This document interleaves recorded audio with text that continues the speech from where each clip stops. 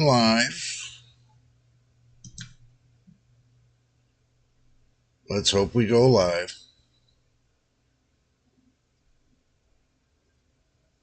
Alrighty. Looks like we're live now. If this is your first time here, make sure you subscribe. We're trying to get to 1,000 subscribers and 4,000 watch hours. And I welcome everybody to the live stream again. Welcome to JJPB Builds.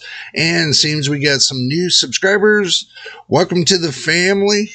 And make sure, and my veteran subscribers, much love to you. It's great to see you. And thank you for all that you do and supporting the channel, watching the videos from beginning to end. Okay, now I'm going to wait for a couple people to get in here so that way we can get them up on the stream. So, do welcome y'all again. Let's kind of wait for a couple people to get in here and see what's happening. So,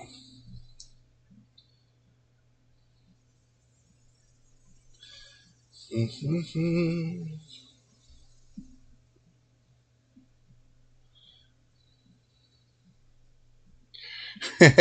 got a hoot hoot. Hey Dakota, welcome to the live stream. And if y'all are wondering, this is the first year anniversary right here on JJPB Builds. We made it to 1 year. 1 year, believe it or not. 1 year. So let's hope we can get another year, another 2 years, another 3 years, 4 years, 5 years, 100 years. 100 years, I don't know about, but we'll get there for sure. So if you have any comments or questions or anything, make sure you post them into the live stream chat, and give a thumbs up as well. Would be appreciated. I'm trying out this new ring light I got. Believe it or not, I'm trying it out, seeing if it really works, and so far it looks pretty good. Does what I want it to do. So I did have a couple some people did have a couple questions to me and asked me. They're like, hey, Jay, you need a new camera. Well, yeah, I know I need a new camera, but I'm trying something with the lighting to see if I can get the lighting corrected, to see if that works better or worse, just to see if it's, really going to do the job. So, but, I'm going to be working on getting another camera. I'm going to be getting like an Elgato kind of thing to where I can control everything from here, and new microphone. This is more than 10 years. It's going up to 12 years now. So looks like it's time for a new microphone. Okay, let's get down to it. I can see we got a couple in here, so we're just going to go ahead and jump into it and get started.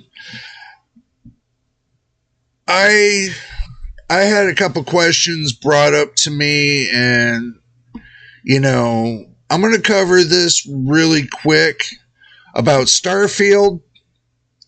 The reason why I'm not doing Starfield, I'm going to explain this. The reason why I'm not doing Starfield is that, number one, they want you to run AM5, either AM5 or, 13th gen Intel in order to play their stuff.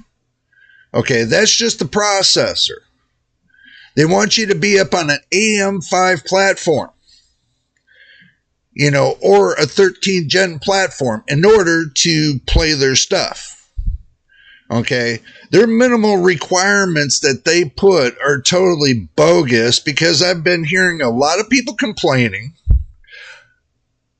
not so much about the pronouns that I heard, that, now we got to have a game that's politically correct, which I don't play that game because it's politically correct. I don't play politically correct games. I play games to have fun. I don't play games to have, restrictions put on you and everything else because, that's no fun. I mean, games are to have fun, not politically correct games. We do not do politically correctness here. Now, we do PC politics, PC, personal computer politics. That means we talk about, different companies and we talk about, things that are happening in the community. We don't talk about things that are, going on in the real world, like, what's happening in the economy and stuff like, no. We talk about things that happen in the community and happening in the PC world. That's kind of the way I keep this, channel. And, I kind of enjoy it like that. But, it depends. I mean, but I cannot see paying. Oh, and make sure you all get your drink and your snacks with you, too.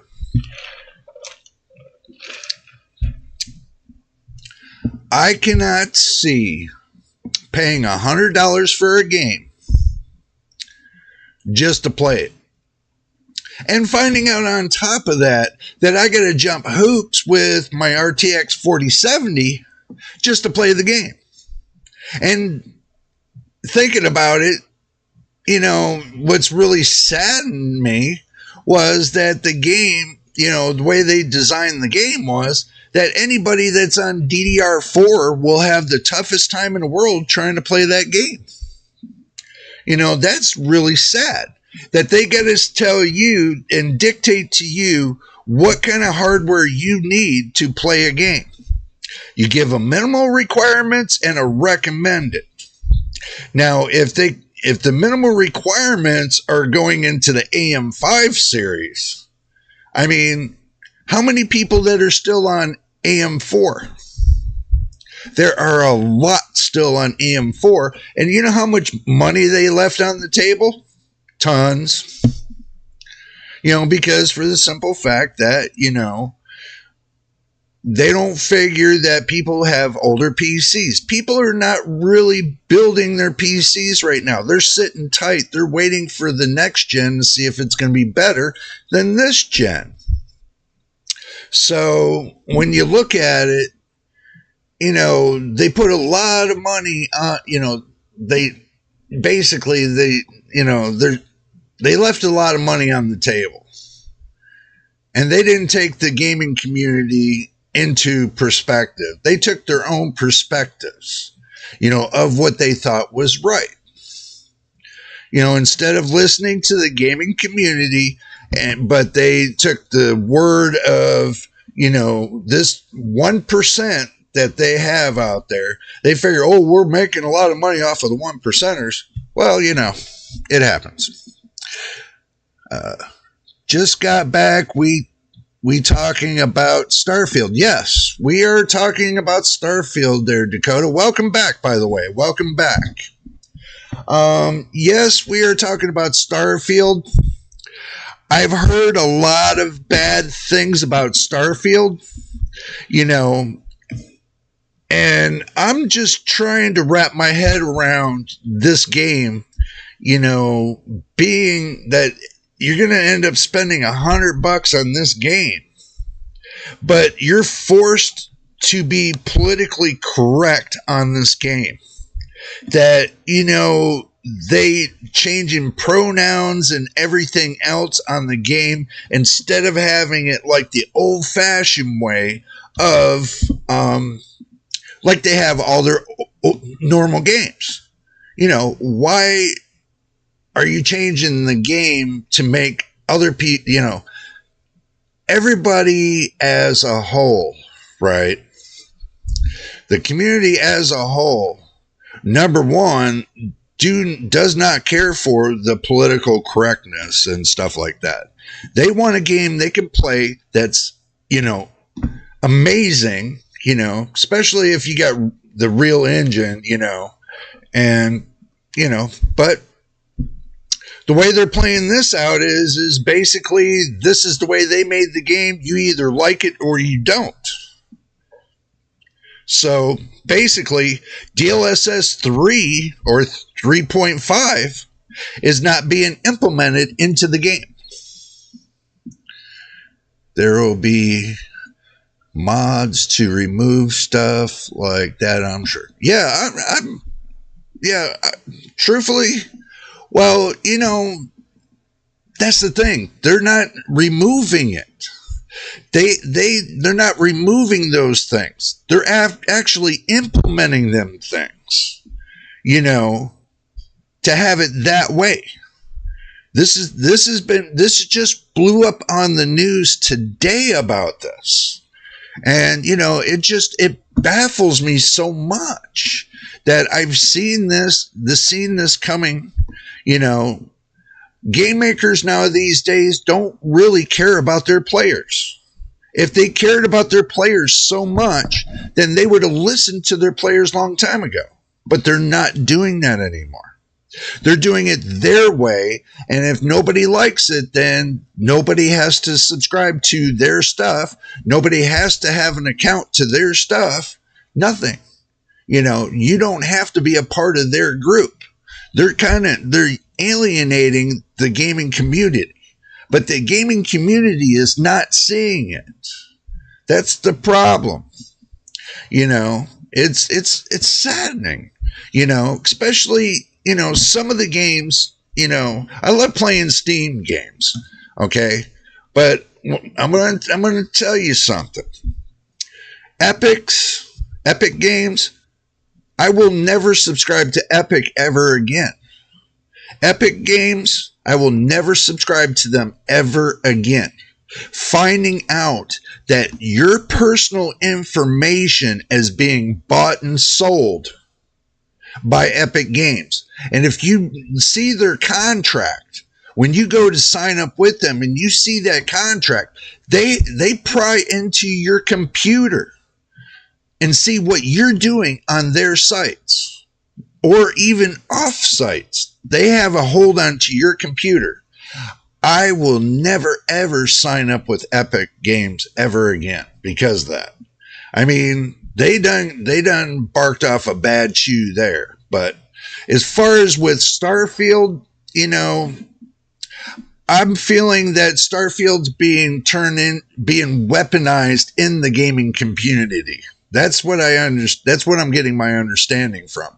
That they're only picking and choosing the people that have the top shelf computers to play that game.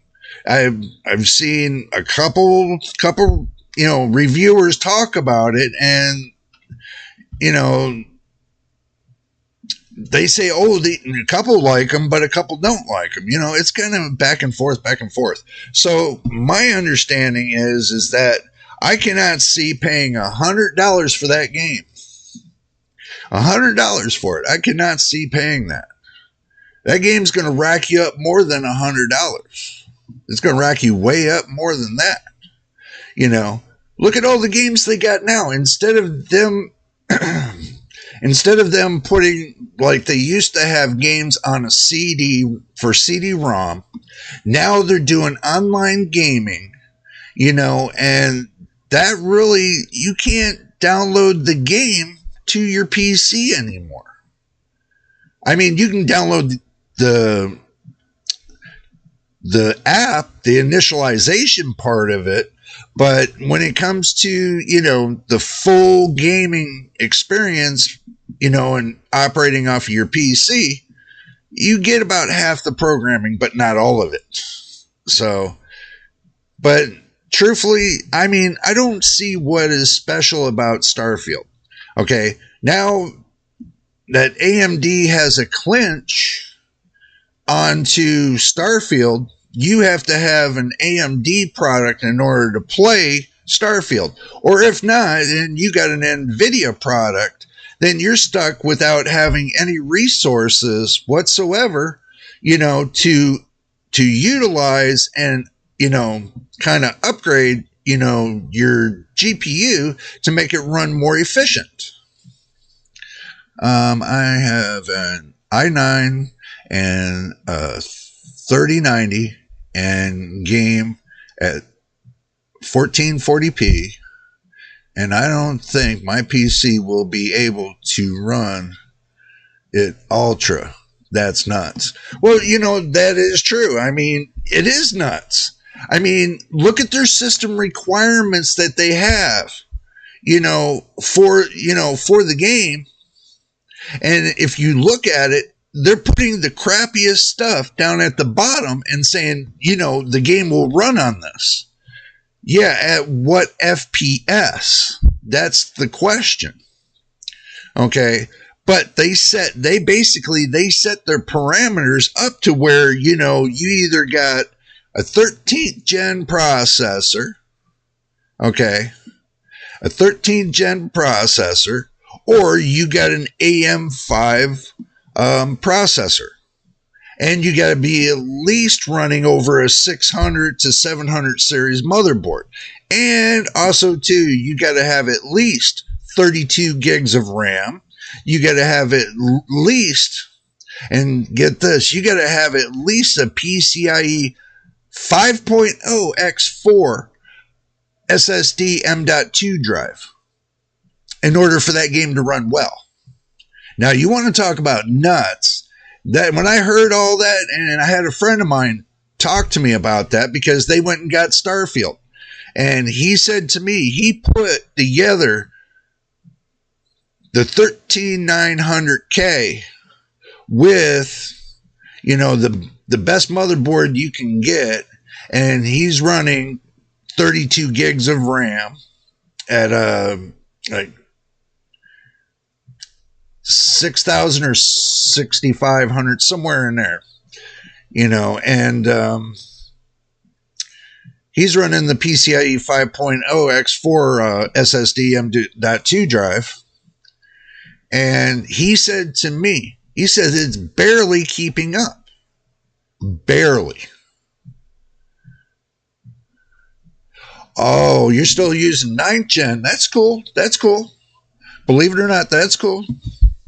I mean, anything, the way I looked at it like this, if you want to have some kind of average gaming, anything above 8th gen, when it comes to Intel, you're going to have a good experience. I mean, even down to the 7th or 6th, you still have a good experience. But once you get past the 8th gen, you can go up to Windows 11. But that's something right now I'm still on Windows 10. I'm not at Windows 11 yet. I haven't felt the need to go to Windows 11 just yet. My gaming is pretty good on Windows 10. So,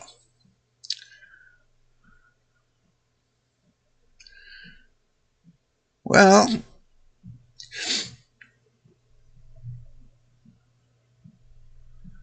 if you look for the motherboards are pretty cheap for the 12th gen. I mean, to run that, the motherboards are pretty cheap for the 12th gen. Hey, Caesar, thank you. Welcome to the live stream. Dakota, you can find a very good motherboard for a decent price for the i7 12700K. Okay? They're not that expensive. Everybody tried to make it look like you need a 600 series motherboard or a 700 series motherboard to run the i7 12700K, which you really don't. You don't need that. If you don't want to go that far, but you want to stay in DDR4, then you probably best to go, and stay in the 500 series. I'm pretty sure the 500 series you can get in on.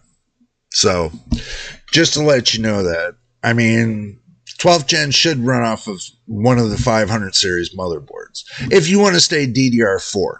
Now, that's up to you. So, but...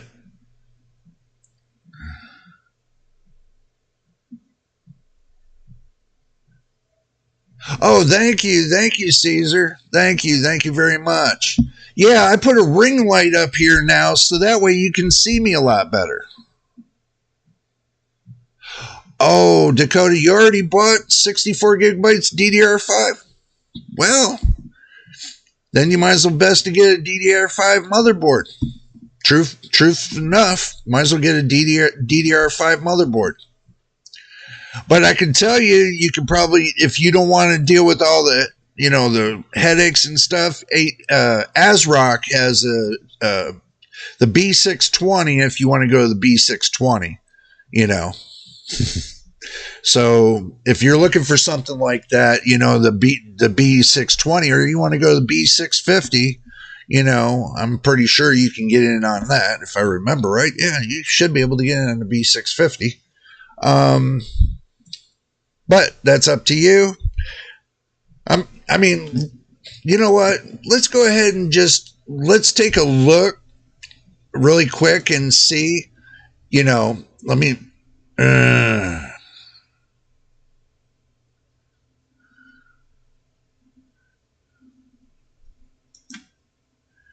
let's go ahead and move my face over here. There. Now, since I did all that,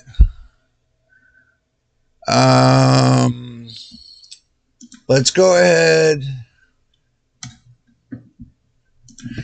I'm gonna take you to Amazon just really quick, and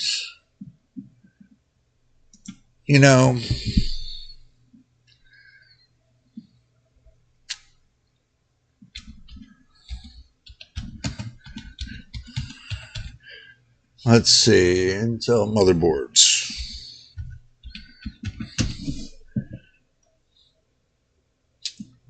They got the 151, they got the Z, they got the Z790, 12th and 13th gen. Let's see. Let's click on DDR5.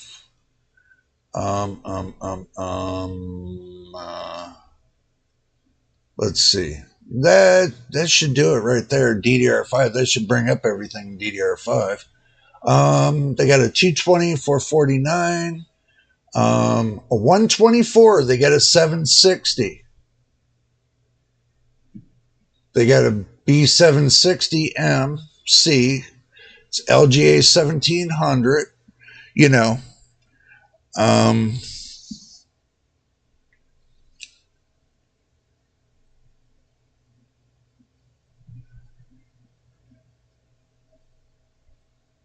Yeah, you could go to the Z790. I mean, yeah, you could go to the Z790 right here. It's 12th and 13th gen. I mean, this is an Asus TUF, but it's $220. Say about $221. Yeah. Yeah, it's got PCIe 5.0. I mean, it's got 16:1 Dr. Moss. That's pretty good on the VRAM, the VRMs. It's got Thunderbolt. It's got USB Type C. It's got Wi-Fi. It's got pretty much everything you would need. I mean, if that's something you wanted to do, then I mean, the minimal speed is 4600. That's not too bad. Its memory storage is up to 192 gigabytes. That's really good. It's 12th, 13th gen, Windows 11 ready. I mean, it's got the realistic S1200A codec. So it's got really good gaming audio. I can tell you that. No, that's not bad at all. You're right. It's not bad at all. I mean, for $220.99, I mean, let's have a little peeky look at the motherboard. I mean, it's Aurora Sync. I mean, you can't beat that. Let's see. That looks pretty good, don't you think? That looks really good to me. $220, that's not bad. And there's the back side of it. It's got HDMI port, display port. It's got, You know, it's got two USB 3.2s. It's got, USB 3.2 Gen 1. It's got a USB 3.2 Gen 1. It's got a lot of USBs. It's got an Ethernet 2.5 gigabyte Ethernet. I mean, you can't beat that. And it's got Wi-Fi 6E. That's not Wi-Fi 5. It's Wi-Fi 6E. That's better than a Wi-Fi 5. Got an optical output, 5 audio jacks, so it's got surround sound. I mean, jeez, that's pretty nice. The NXT word cost, yeah, I think so too. The NZXT, I think that's about $300. Let's see. Let's do the Z790 NZXT. Let's have a look at it. Yep, it's $300, and you're correct. Thank you, Mad. Thank you for coming on to the stream. Good to see you. Good to see you. Glad you made it. That's the reason why I made the live today at 4 p.m. on Saturday. Even though I was supposed to do Graphics Card Nightmare on Saturday, I did it a little bit early this week, so that way we can do it today, the live stream today, so everybody can be here. So I'm glad you came. Dakota, it is $300 on the Z790. Okay. So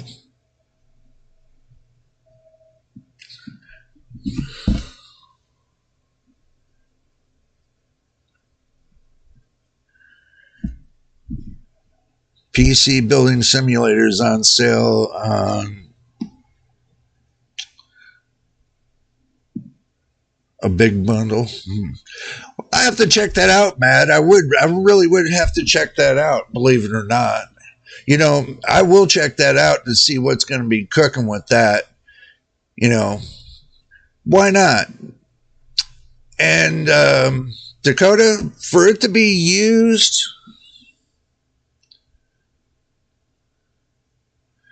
at $156, if you can get it for $156 and it not being all beat out of its mind, okay, understand this. If you can get an NZXT motherboard, right? If you can get an NZXT motherboard for $156, not beat out of its mind, then you got a great deal, truthfully. Oh, it's from the Amazon warehouse? So it's basically a return. Oh, okay. Well, if you get a great deal and get a warranty on it, try to get a warranty on it. That way, if something goes wrong with it, they can send you another one. Is that 2:30 at night, man? Is it PM or is it AM on your side? You got to let me know. I need to know that. Yeah, I got a warranty. See, anything that I get, I got under a warranty on mine. See, all my motherboards, they have a warranty. So I got 3-year warranty from the factory, and I got, 2-year warranty from Amazon. So I got 5 years. And that's on all my components. I got about 5 years on every one of them. So my processor's got 5 years. My graphics card's got 5 years. I think my RAM's got like 3 years, but everything else is pretty much got 5 years. So yeah, that's the best deal. Yeah, that's the best deal of the century. Yeah, you want that coverage. I mean, truthfully, you want that coverage, not unless you want to take and turn around and wind up coming out of pocket, and then you don't have that coverage. Okay, that's the problem now these days. Now these days, they don't want to cover the warranty. That's why when you go to send things in for a warranty, you make sure you take detailed pictures of that motherboard, front, back, side to side, and the box and everything else. Oh, you're going to bed soon, Mad? Oh, I understand.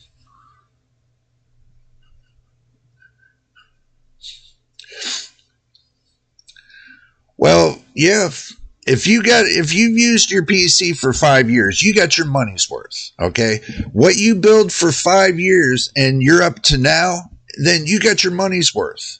Okay, now you need to future proof your new build.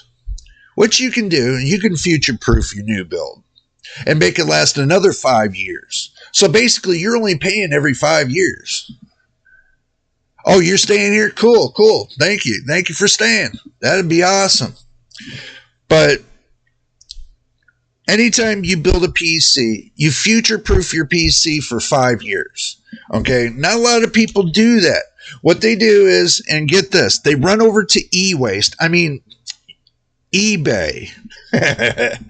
Yeah, I really don't have a thumb for eBay right now, because eBay, all I do is I see broken parts over there. I don't see anything really of use unless, it's been hammered on like no other. And by the time you get it, it looks like somebody done put it through a cheese slicer. I mean, why would you go to eBay and buy anything? That's the thing.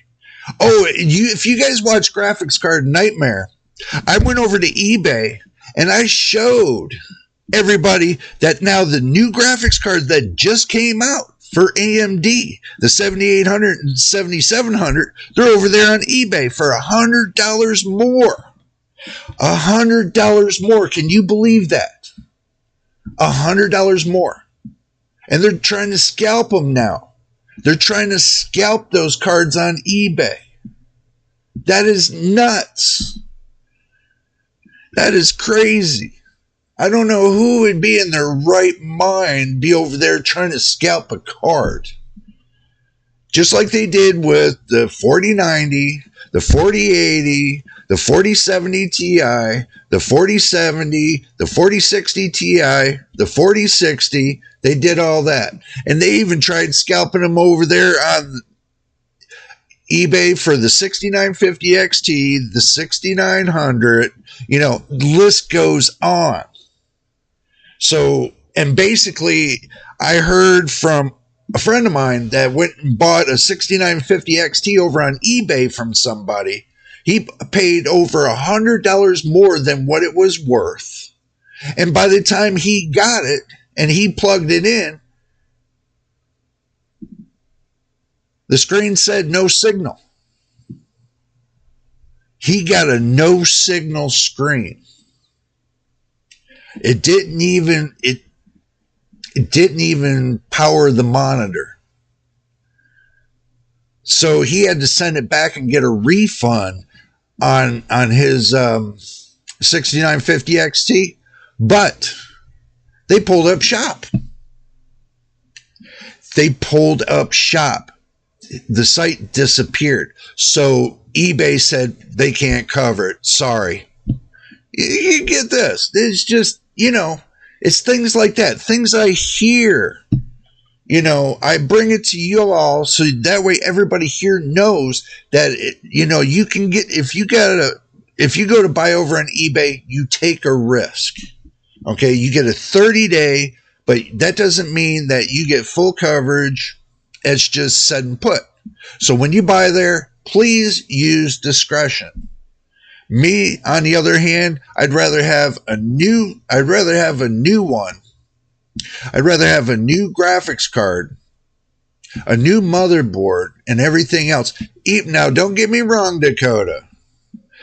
Even though that it's refurbished or it came back as a resell from Amazon,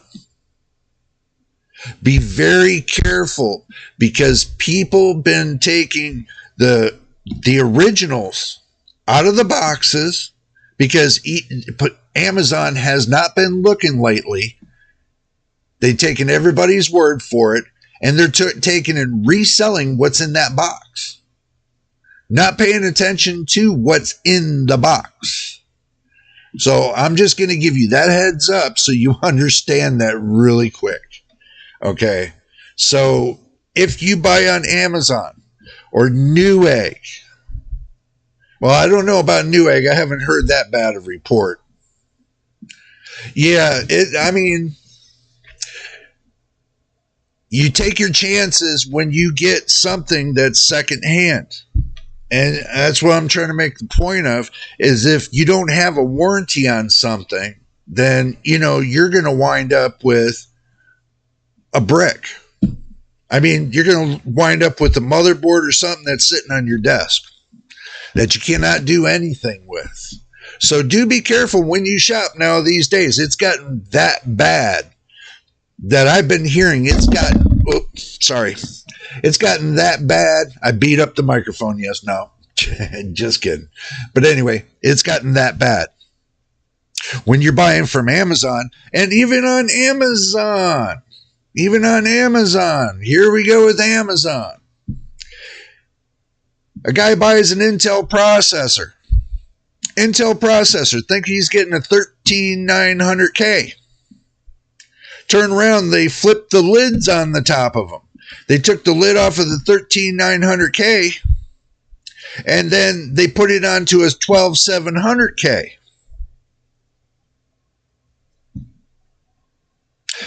That's right there. You really need to really watch when you're buying Intel products. So that's what kind of stirred me away from buying Intel right now. Unless you buy directly from Intel. And I want you to understand this. Unless you're buying directly from Intel, be very careful in what you buy. So that right there, that should give you all a level of hope. But they don't do it with AMD. AMD is a little bit harder to do that stuff with because it's basically, you can notice that stuff really quick, offhand. I mean, well, yeah, look, like I said, in some of the feedback I got on some of the videos, and like I said to you all, okay, it comes down to the point that when it comes to telling you all the truth, this is the truth. I'm not hiding anything. These companies hide something. Okay, they hide everything from the consumer, from the gaming community that's trying to have the best gaming time in the world. I mean, they're hiding things. Now, I'm going to ask you all this. Now, the new 7800 XT that just came out, right? The new 7800 that just came out from AMD. Why do you think they put it versus the RTX 4070? Does anybody know that one? I'm going to tell you why. Because AMD is trying to make themselves look good. I had made a couple videos over this, and it still drives me a little bit crazy over the fact that AMD is trying to pull the wool over everybody's eyes, and tell everybody, well, they're trying to tell everybody that the 7800 XT is better than the 4070. Okay, well, let's look at it this way. You get the 7800 XT with over 3,800 cores. Right in about there. But the 4070 has 5,888 cores. Okay. But you're trying to tell me that the raw horsepower stats from the 7800 XT is better than the 4070. Really? In what lifetime? You got one that has more cores, but the only thing is the other one's got more. It's got 100 gigabits more of memory bandwidth. But this is even more of the kicker. is that you're comparing a 192-bit bus card like the RTX 4070 compared to a 256-bit bus 7800 XT. You're comparing 192 bits with 12 gigabytes of VRAM on the 4070 to a 16 gigabyte card with 256-bit bus. So you're trying to compare those two. Well, it could be that, or it can't be. See, because AMD hasn't implemented all FSR 3. Okay, they gave you part of it. They didn't implement all of it. Okay, but I can tell you this, that when it comes to the RTX 4070, which I do have myself, and if y'all can't see it, it's right here, and it's in my computer. So what they're trying to tell me is that 7800 XT is better than what I got in my computer now. Not when you implement DLSS 3.5, it ain't. Not when you put heavy RT cores on there, it ain't. The 4070 will run circles around the 7800 XT. It's already been shown on some of the other reviewers' reports. So everybody's being fooled by this 3,000 core processor, GPU. Why didn't they compare it to the 4070 Ti? Even though that the 4070 Ti is running double digits away from the 7800 XT. And that's got 12 gigabytes of VRAM. That's got, 192-bit bus. And that's the 4070 Ti. And it's running circles around it. Why? Because it's got 7,000 or so cores. Okay, it's got a couple thousand more cores than the 4070. Yeah, that's what I thought. And what I thought was more fair was the 7700 XT would have been a contender to the RTX 4070, and I thought that the 7800 XT would be a better contender to the 4070 Ti. That's what I thought was fair. But no, you see everybody running the 4060 Ti against the 7700 XT. Okay, well, yeah, if you want to push your grandma down the road in a stroller, you'll get there someday. But you're telling me putting the worst card, you're telling me your card's the best, putting it with the worst.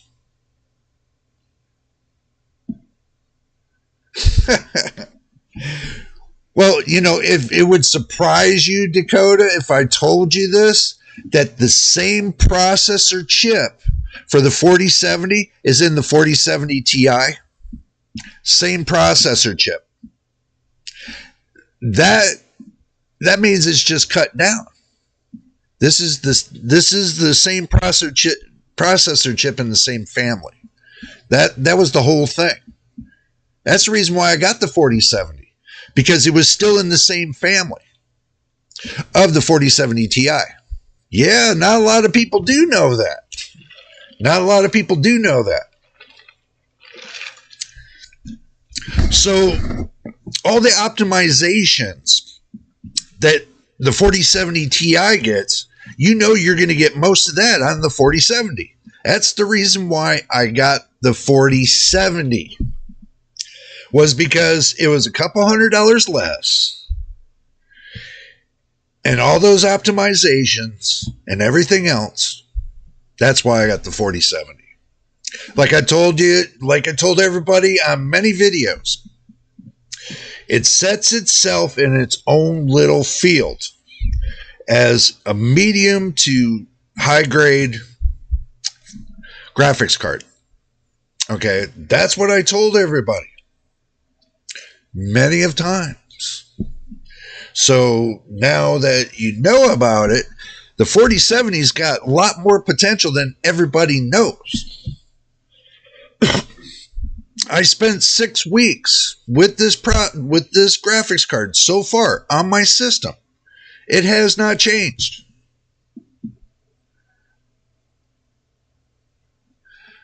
I bought two 3090s in a lot from a friend. I wish. Yeah, I know.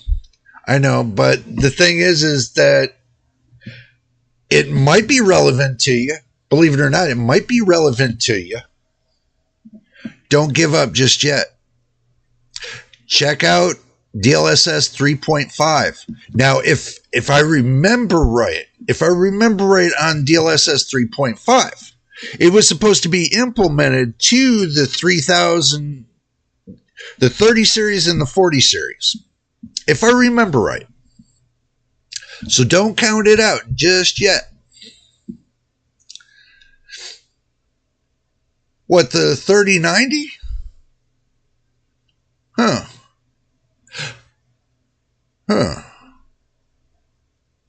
Wow. I got a 1,000-watt PSU. I bet you it'd run good with well, unless you're running both cards. Okay, unless you're running both 3090s, then I can see you really needing that 1,200 watts.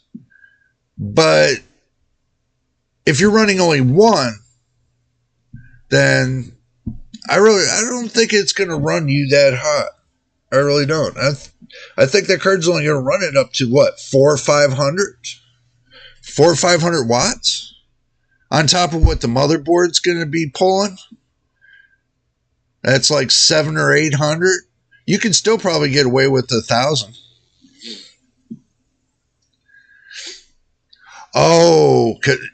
Because you're running them together. I got you 100% on that. Yeah, if you're running those together, then I can see that. I can really see that. Believe it or not, I can see that. But why would you do that? Just a question. Why would you run both of those cards together? That's just a question I'm asking. Is because you're limiting your channels. Oh, okay. So you do understand that putting both of those cards together in there, that you go from an X16 down to an X8, right? Per card. So basically you're limiting your channels. I don't know if you knew that, but that's what's happening. So a lot of people still run, they run 2 cards, but unless your motherboard has 24 channels. Now, some motherboards, they run with 20 channels, okay? Some run with 24, but I did hear they're coming out with the 28, unless they already came out with it and I just missed the boat.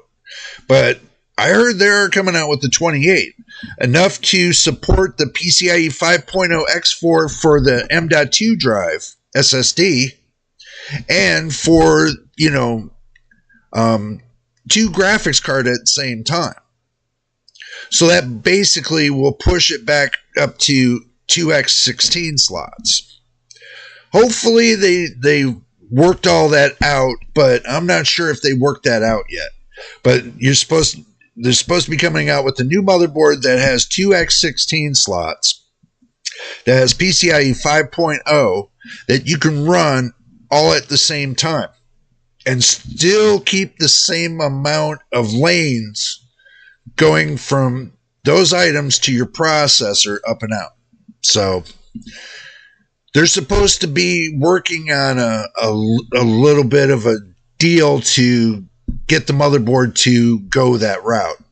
So that way it brings more speed for creators and stuff like that. But the last time I seen them do that is back a while ago, and pretty much it didn't work out too well. Not unless you got yourself a good motherboard right now. So if you got a good one right now and it's running good for you and it keeps up what you got to do, that's great. Okay. So you got your 3090s and you're running them together to make yourself one large, huge computer. Nice. Very nice. Awesome. Me, I run one. Just one.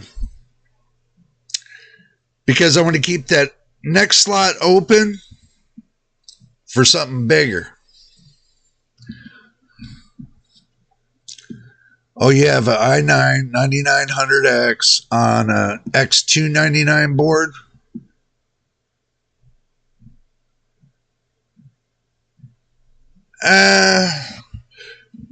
For multi-GPU,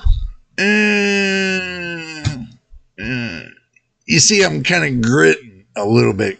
I'm grunting a little bit on that.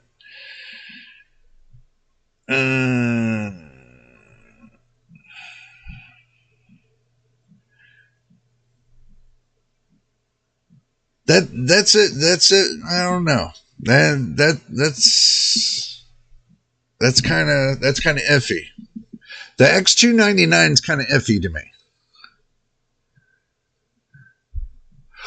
Oh, they're pinned at, well, yeah, see, you have to understand. When you plug both of those cards in, right? And you go to like hardware info and you look up and see if those cards are running at X16, PCIe 4.0 X16, or if they're running at PCIe 4.0 X8. Now, if you're running at 3.0 X16, 3.0 X16, you probably are. Because that's an X299, so I would think that you're running at 3.0. You know. But what you really want is the PCIe 4.0 X16. And that's that can run the SLI configuration too. But you know what's even more about that is I got a B450 motherboard from Asus that I used the iGPU and I used an AMD graphics card, discrete graphics card, and I used integrated graphics. And for some reason, it just gave me, combine the two like you would having two regular graphics cards. I mean, it shocked the hell out of me that it actually did that. So, I think it would be the matter of if it's PCIe 3.0 or 2.0 compared to PCIe 4.0 X16 to get more bandwidth to go through there to give you a better response. I don't know if the X299 is really going to be something that's going to give you that what you're looking for, that you really want to keep up with it. I'm kind of hesitant on the X299 motherboard, just in my opinion. I mean, I would go and look for something that's a little bit bigger, that's going to run. No, I don't. I don't do Discord, but don't count it out. Don't count it out. I've been thinking about it, and setting up one. Been kind of thinking about it, but right now I don't have it set up, so no, I don't. But I will. It'll take time, but I'll work towards it and, go from there. So, but usually I'm either on Twitter. I have a Twitter account. We have, JJ's PC Builds on Twitter, and we got YouTube, And I'm kind of going back and forth about Facebook, but not too sure just yet about Facebook. You know, if that's something I really want to do because of the privacy thing and everything else with them. They've just been having a bad time over there. But, you know, I might think about doing a Discord. I'll be honest with you. I'll think about doing a Discord. I don't have Patreon. Not yet. I don't have Patreon, so I'm not moving towards there anytime soon. But Discord, I think I can do. I have to look it up and get it all set up. And when I do, when I get the Discord set up, then I'll let you all know about it. And, you know, you can go from there. So, you know. So once I get that set up, we'll be able to do Discord too. So I'll work on that. That'll be something I'll work on. So, but as far as that X299 motherboard, I think you'd be better off to find yourself a more up-to-date motherboard that would give you two X16 PCIe 4.0 X16 slots and take your 3090s and go up into that direction, other than sit on with the i9 9900X. Excuse me. Because for the simple fact that you could probably get more horsepower out of those graphics cards than you really think that you can. So might be something to look at. You might be able to get something, you know, to do the same thing the X299 does. Okay, you can get something that does the same thing the X299 does, but even better. So motherboard, the way I always looked at it, the motherboard is the heart of the computer. It is the heart because it controls the processor, it controls the RAM, it controls the hard drive or SSD, it controls all your peripherals like your mouse, your keyboard, and everything. It controls everything. That's what makes the whole computer function. It, you know, for your graphics card, everything. The motherboard is your key source. It is your key source, I feel, that keeps everything up and running. Without having a great motherboard, you know, you kind of put yourself in the boat of, you know, is it really going to keep up? And then you ask yourself that question, is it really going to keep up? You know, without having those little tweaks that you can do in the BIOS on the motherboard, kind of hinders your graphics cards and makes your graphics cards slow down, makes your memory on, you know, your system memory run slower, makes your processor run slower. And then, you know, at the end of the day, you kind of put yourself down in that bad boat.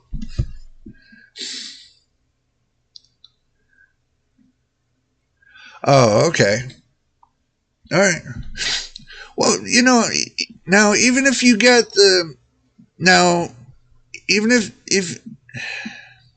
even if you got the 5700 XT, that's fine. I mean, if you're going to run that. But if you got those 3090s in there, you know, I'd take one of them. If you're running a single 5700, I'd take and run a single 3090 and see what it does. You know, test everything to see what everything does. Give yourself the best benefit of the doubt. Test everything and anything that you have on hand. If I had two 3090s and a 5700, I would be definitely running the 3090s.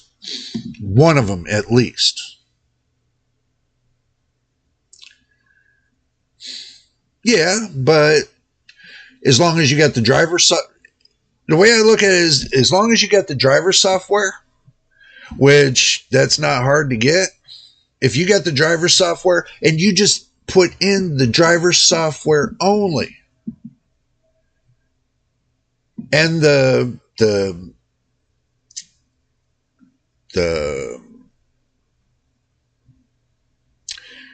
NVIDIA manager, you know, the manager, yeah, you know what I mean.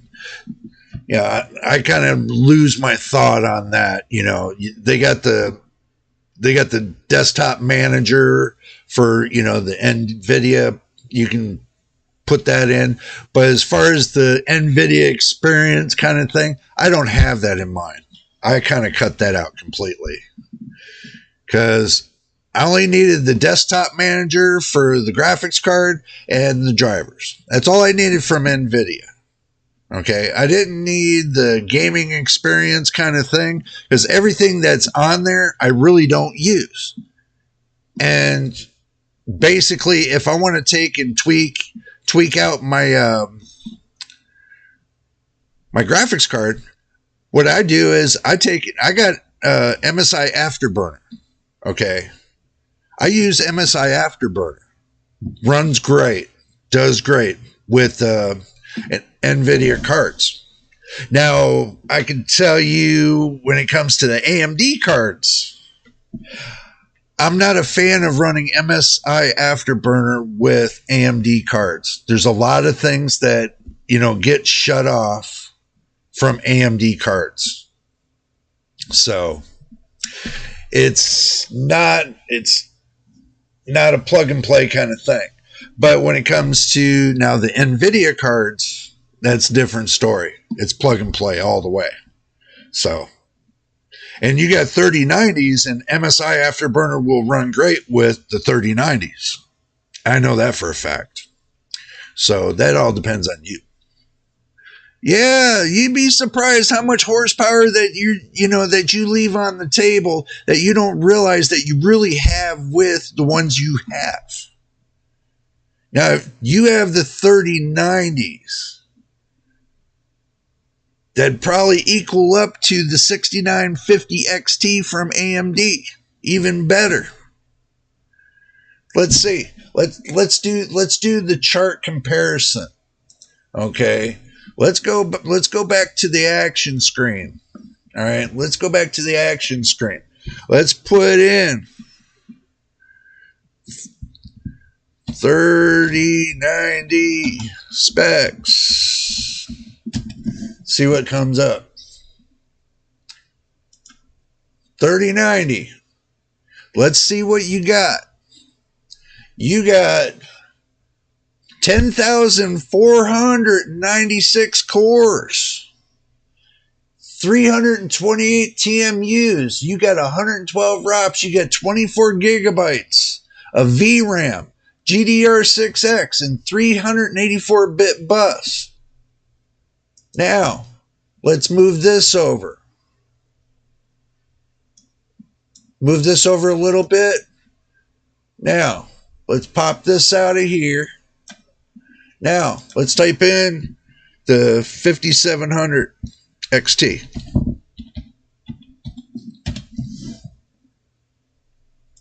And let me put specs on that. Okay, so now we look at the 5700 XT specs.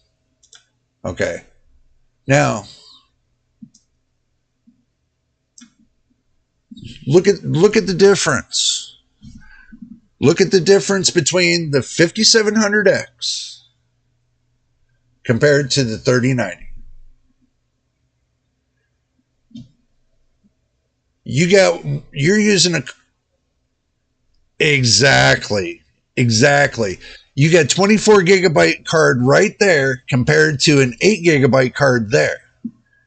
And yeah, it will smoke it because the bus, you can't compare the two because the 3090 is what? Let's see. Let's see where it's actually on the thing. So let's go backwards. Here, let's go forwards and do this. Okay, 5700 at 100%.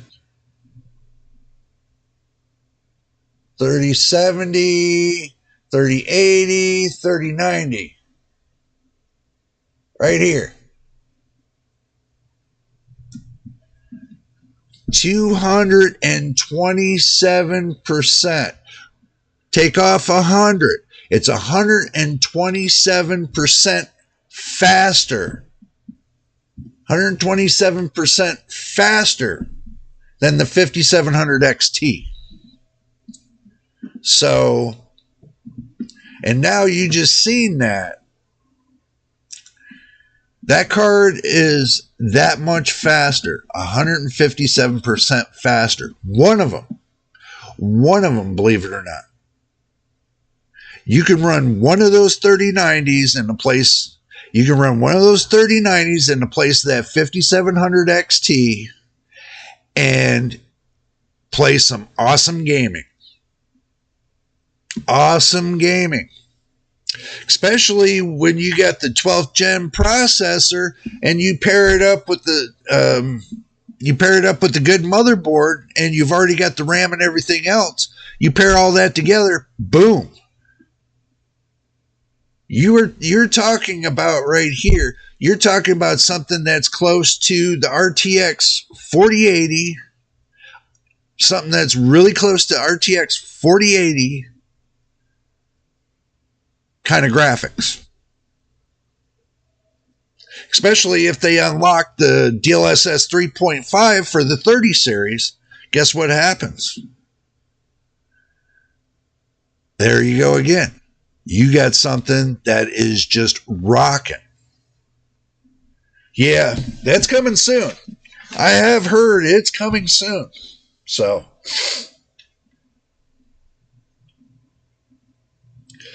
but it's something to think about. You know, it's really something I want, think about it very carefully.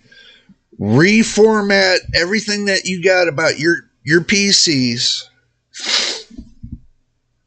Put yourself together a hellacious motherboard with that processor, with the amount of RAM you got, with a great, SSD drive,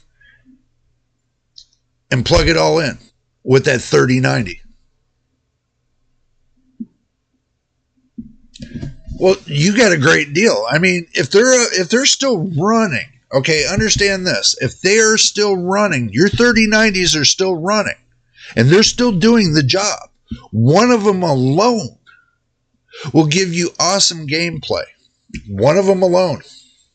They'll give you hellacious gameplay. Think about it like that. And believe it or not, I'm still on AM4. I'm running DDR4. On this, I'm running the Ryzen 7 5700X. I'm running 64 gigs of RAM. And I'm getting awesome gameplay on the RTX 4070. And that's about like the same thing you're doing with yours. You're going to be putting it with Gen 12, which could be upgraded to Gen 13, so you're future-proofing yourself up to Gen 13. You're future-proofing yourself up to Gen 13. You already got the RAM.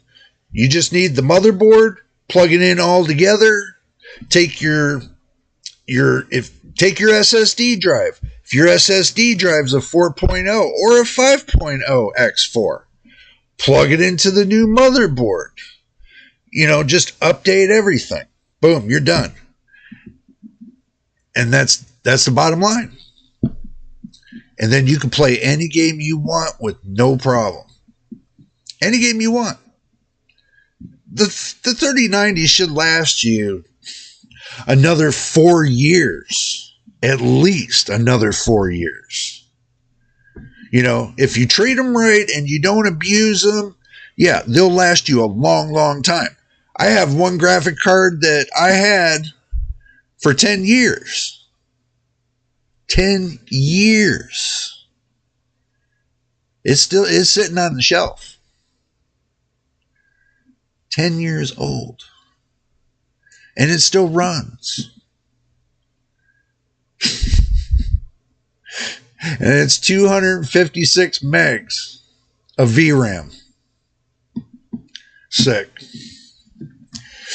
So,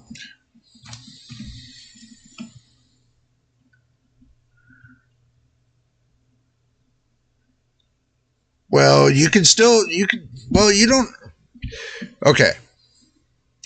You don't have to worry about updating your graphics card because you've already got the 3090. You don't need to update that. You just need to update and get yourself a better motherboard to go along with that 12th gen to plug in that amount of RAM you got, to plug in that 3090 and start gaming on that. That's what you should be gaming on. And you'll see the biggest difference in the world between gaming on that compared to what you're gaming on now. Soup to nuts. You know, I mean, I've seen the difference of me running a B450 motherboard with an integrated graphics from AMD compared to running a discrete graphics card, you know, and running a 500 series motherboard. You know, I see the soup to nuts. You know, I see the difference. Even though that I'm not spending any more to build it, it's built. You know, it's future-proof for 5 years. This computer here is future-proof for 5 years.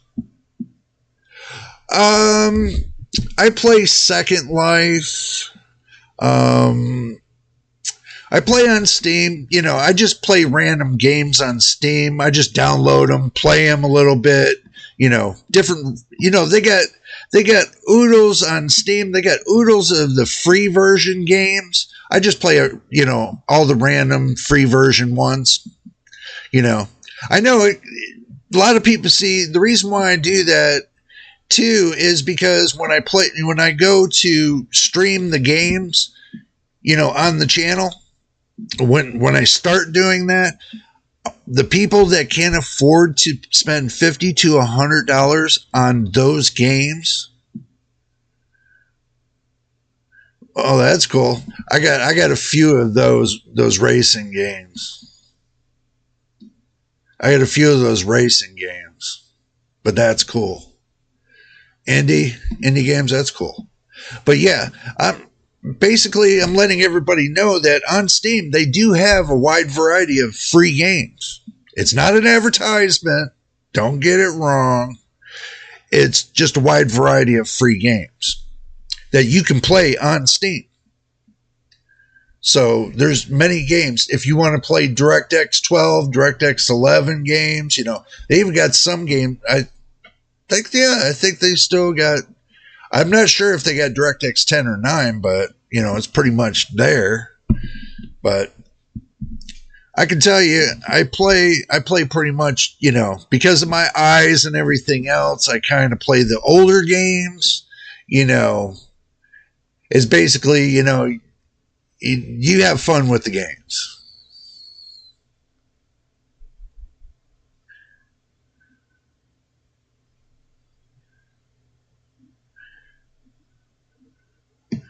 Yeah, true. Yeah. But you know, that's basically what I had to look at is the fact of that I can play the games on Steam. Okay, I can play any game I want on Steam. Especially the amount of RAM and everything else I got on the graphics card, it runs great. I mean, I can't knock this. And what I've seen a lot of people doing is jumping ship, going to AMD, and they're turning around and selling their NVIDIA graphics cards.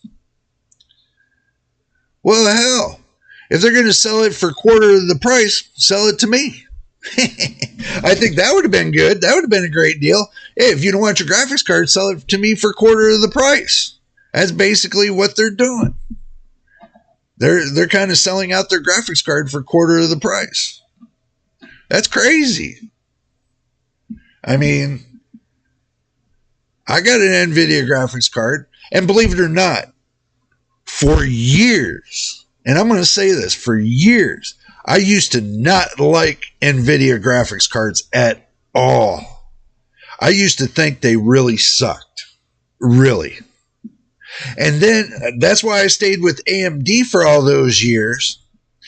And turn around, you know, it's kind of, I kind of thought about when I'm doing the creator thing and also too doing the gaming and everything else, I needed something better. So, and when I looked at all the reviews and stuff on some of the AMD graphics cards, it just didn't click with me. So I went NVIDIA.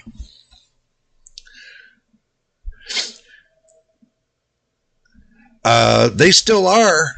You can find them for like $69-70 with 8 gigabytes of VRAM. If you buy it used, you can find them $69-70 with 8 gigabytes of VRAM. Now, for $80 to $90, you can find an RX 590 with 16 gigabytes of VRAM for $90. That is crazy.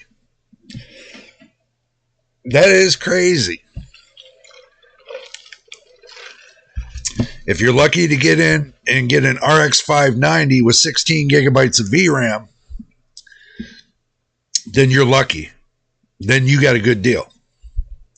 But I've been hearing a little bit here and there about that, and, I'm still waiting to see what the finale is on that.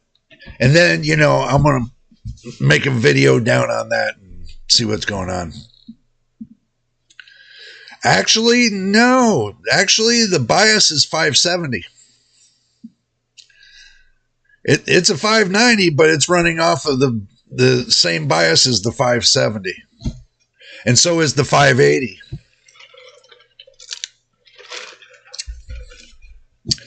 It's the same architecture. That's why. Same chip, same architecture. Yep. Not a lot of people know that neither. Not unless you get an upgraded chip cut back down. That's the only way you're going to get a better 590 or a 580.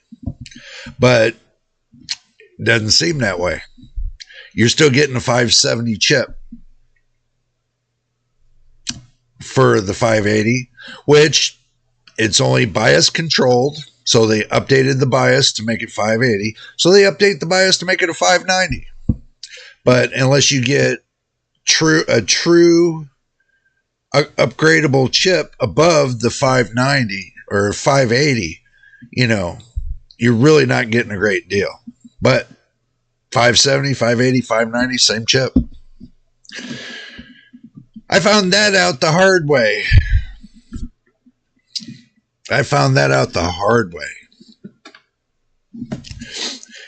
It's like getting yourself a GT 730.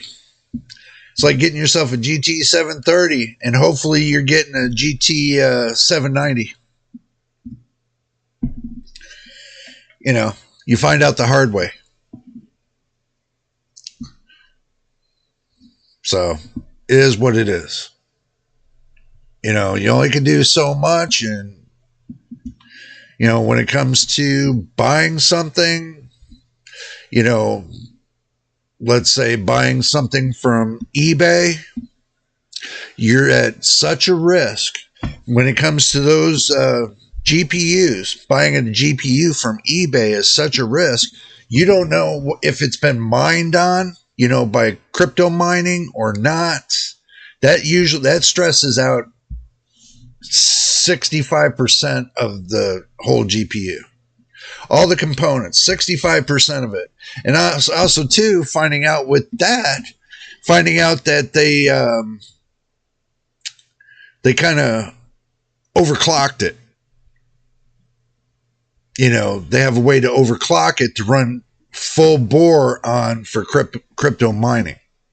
So knowing that, and bypassing a couple safeties, I would never, ever, ever, ever recommend any subscriber on my channel to eBay.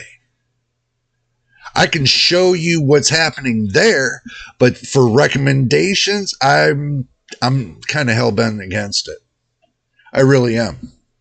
Because I'd rather see you get a brand new one with 5-year warranty, other than getting screwed by eBay.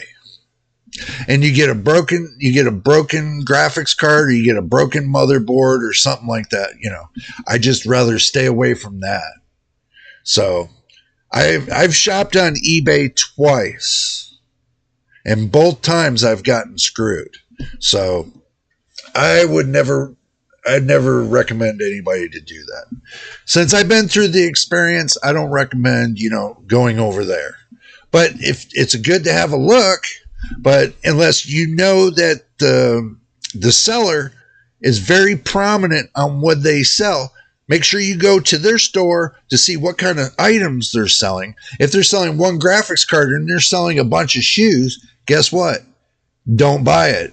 If they're selling all computer products, then and they got good reviews, then that's iffy.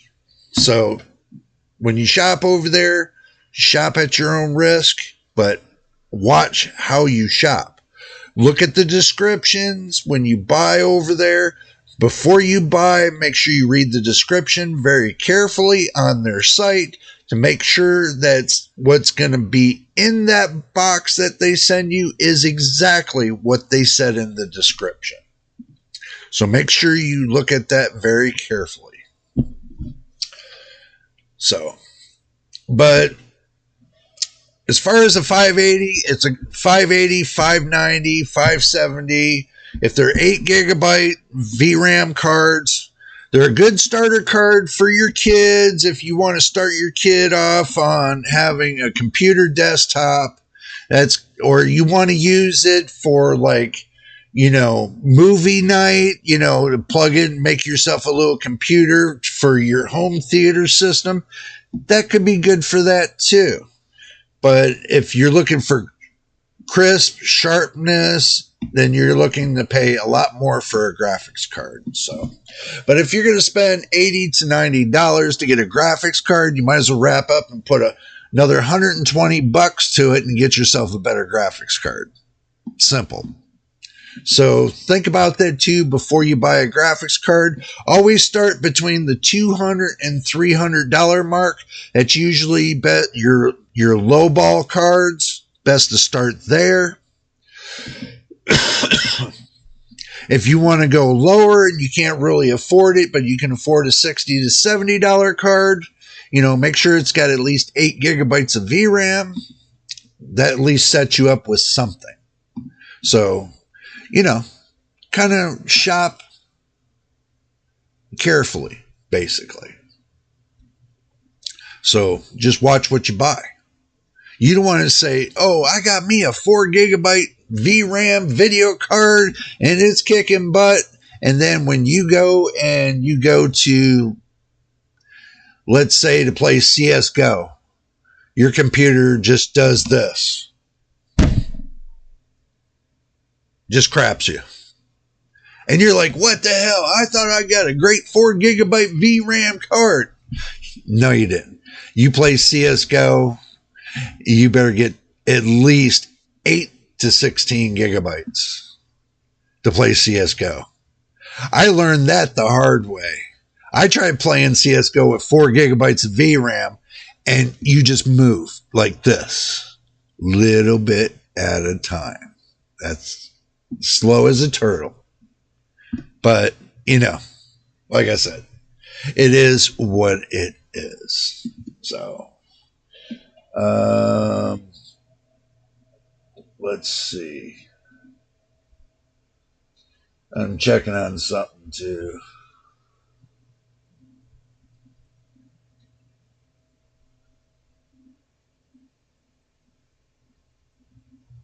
All righty.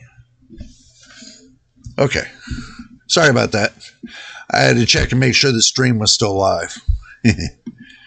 Last year I bought an Asus Strict 790i motherboard on eBay and ended up having to crush it due to poor packing. Wow, I'm sorry to hear that. That's bad. Seller let me keep the board and sent me back all my money. Sucks still. Strict 790i. Yeah. I mean, yeah, that really sucked.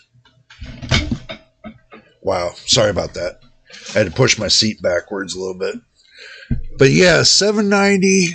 Oh, wow.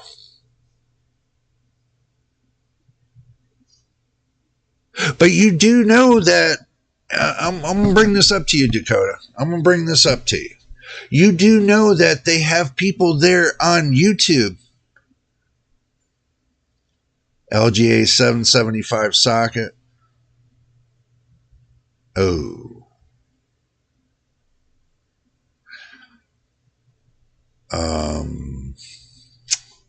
Wow. That's an old one. Wow, that's an old one. 775, that's an old one. Wow.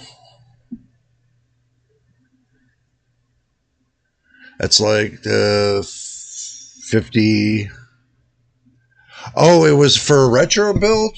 Oh, okay. Okay. Well, you do know that if you want to do like a really small retro build, they do make the newer motherboards at a lower cost that you can do yourself an awesome retro build that, you know, you have something that's about yay big like this, about like this high, about that wide, something to put on your desk. You can make yourself one of them small ones. 3 GTX 280s. Wow. Wow.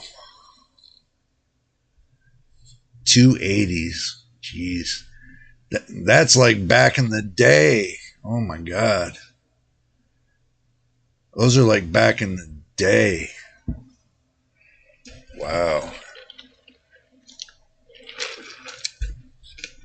Those are old time cards.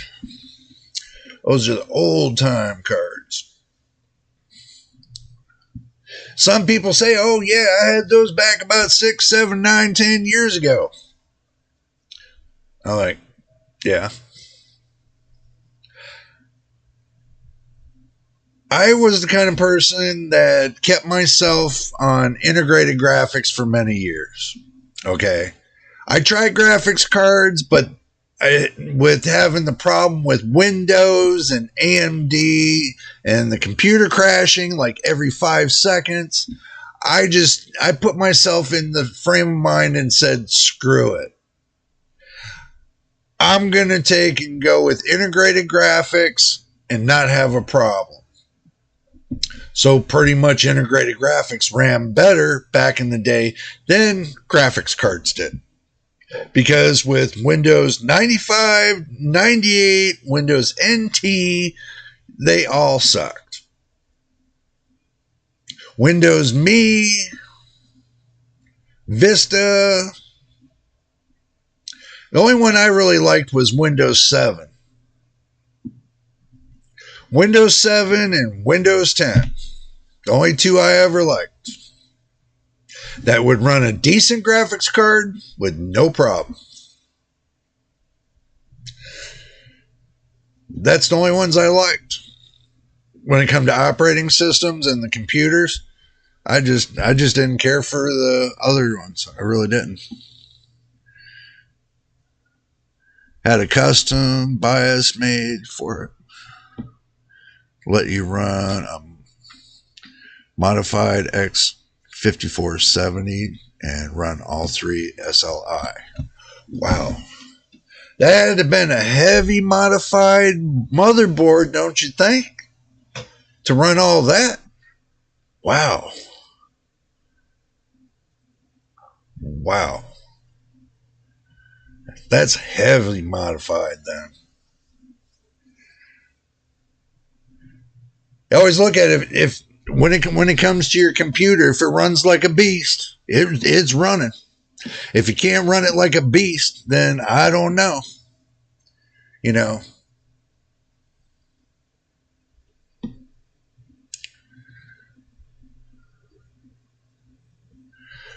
Yeah. Oh, that's cool.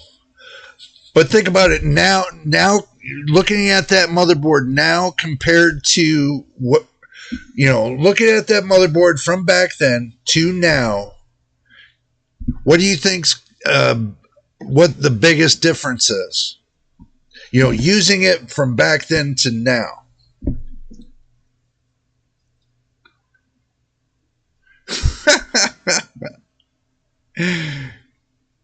Well, you know how you send pictures is what you do is you do it like this. You put them up onto your site, and then you put up a URL and say, go look at my pictures.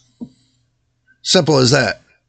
Or, which everybody keeps forgetting, you all could have went to my homepage, hit about, and then you could have sent me a picture through my email that I put right there in the about section. It's got your business email right there on your YouTube. Boom. You could have sent a picture like that, just to let you know. I have never stopped, and that my email address has been there ever since I first started the channel. But nobody ever uses it. It's been there. I mean, it's a very, very easy email. It says jjspcbuilds.usa.yahoo.com. It's been there ever since. Nobody used it. Nobody. It's been there. So, it's kind of, I just tell everybody it's there. If you want to send me a picture of your computer, you can send it right there. I've said that maybe 75 videos ago. I think it's 75 or 80 videos ago I've said that, if I remember right. Something like that. But yeah, it's there. I mean, if anybody wants to send a video, not video, don't send me a video. I got enough. No. If you want to send me an email of your computer and what it looks like, and you want me to post it on a video and doing a review on everybody's system, go to my email, drop me some pictures, drop me a name you want me to put on that. I'll put you up on YouTube. Simple as that. Very simple. So I think I've tried to have those I tried to have a couple of those reviews, but it seems nobody wanted to drop me pictures. So drop me a picture if you want me to take and showcase you right here on JJ's PC Builds. Just drop a picture. And make sure you subscribe. That is the biggest thing in the world. If you don't subscribe, you'll never see what's going on and what's happening here. Okay. And also, too, with YouTube not, taking away some of the features, basically, and if you don't subscribe, you don't get all the features on the home page of the person. So basically, they took the tabs off if you don't subscribe. But if you do subscribe, they put them back on. It's very stupid, but whatever. So, okay. Now that we cleared out the air of all that, now, what we need to clear the air on is the fact of somebody bringing, what they tell me?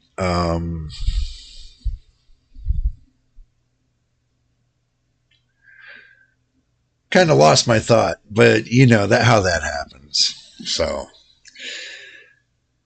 when it comes to the reviews, I just want to explain this real quick too.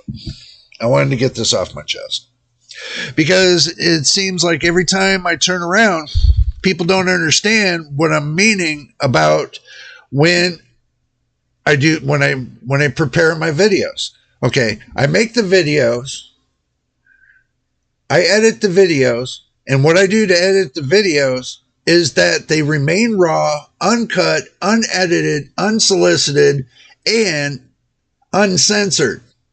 So when you watch the video, all I add to it is the subscribe buttons and the ending of the video, and that's it. Everything else has been one piece, and I do not edit the video.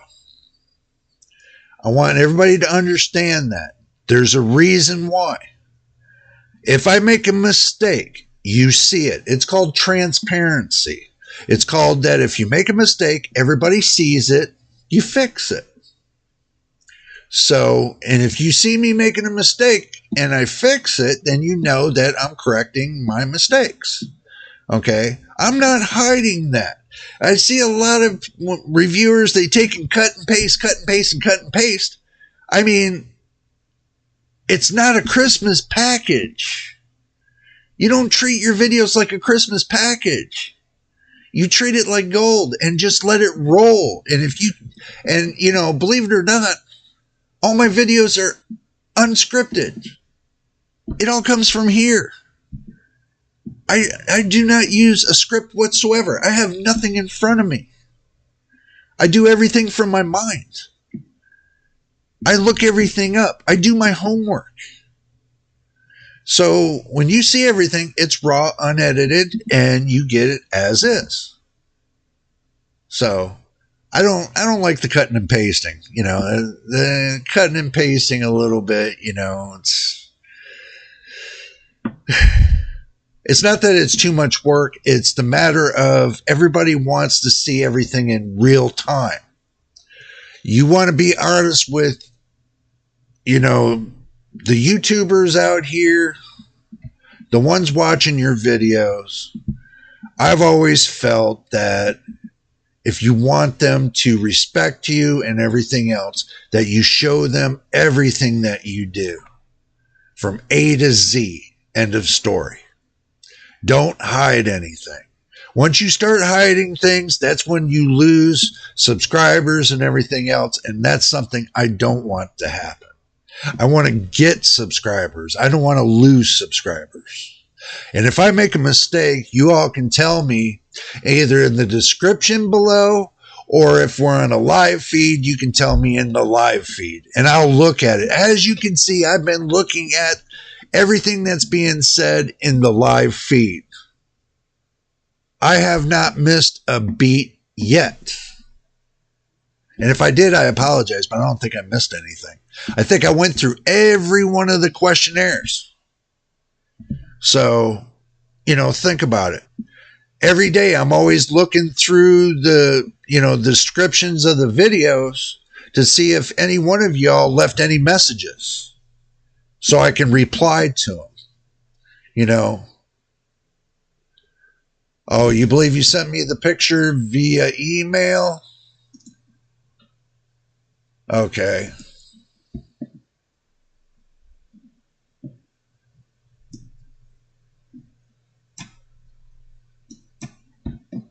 Okay. Oh, give me a second. I'm looking at the picture.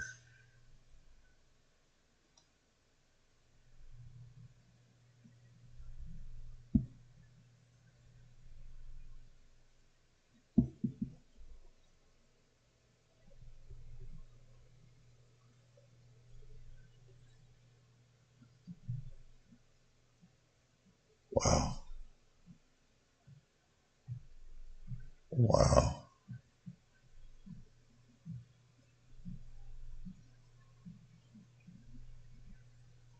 Nice. Nice with the 2080s. Very nice. Very good. That's a very good system.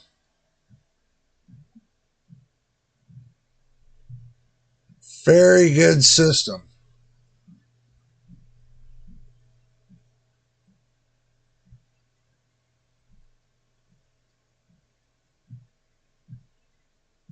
But do remember when you put that 12th gen together, you know, and you take and stack those 3090s with that 12th gen, you know, make sure you watch what motherboard you get. So that way you can get that, you know, if you want to do the two 3090s, you can get that SLI experience. Just watch what motherboard you're going to get. Make sure your motherboard's going to be SLI compatible. So just to give you that heads up, some motherboards do not come SLI compatible. Now, I'm not sure about the 700 series, if any one of them comes compatible like that, but you're best off to make sure you read the description on the motherboards very carefully from Intel site, or either it's Gigabyte, NZXT, or whatever site.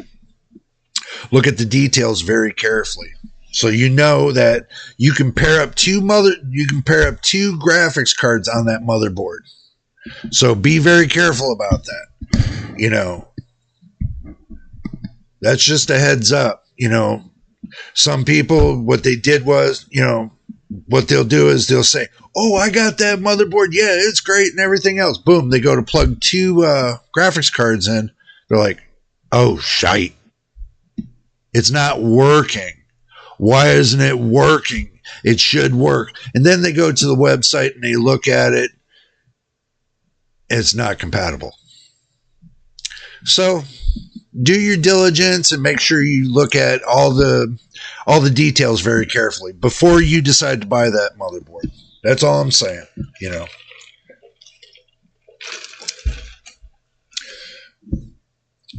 This way, you know for a fact. But that is pretty cool. That is pretty cool. I mean, you know, that is really cool. Yeah. So, awesome, awesome, awesome. Okay.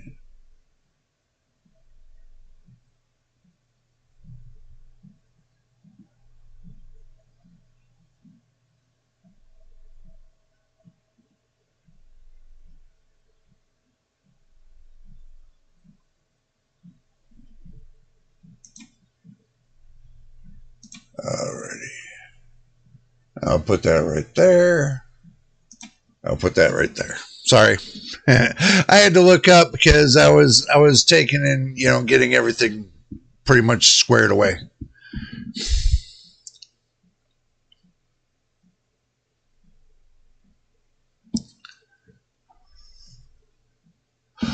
Oh, okay, I got you. You know, I had a PC like that one time.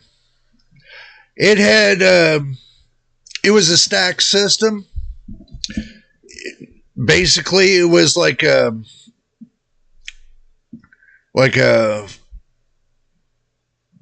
586 Intel, and it was about maybe, it had like 10 drawers on it to where you can stick 10 CD-ROM drives, so you can burn multiple things at the same time. It had like maybe 4 gigs of RAM and all that. You can burn multiple CDs at the same time. It was a really wicked system. And it was a server system too, so it ran pretty good for a while. I really didn't. Yeah. I mean, but that's back then. That's back then in Windows 98 days. So now I don't even mess with the CD-ROMs anymore. Those have been put on the shelf permanently. So now it's all, what do you call it? Let's see if I still got one. Yeah, I do. SD cards. Oop. SD cards. That's all I use is SD cards now. It's cheaper and easier to take and save data.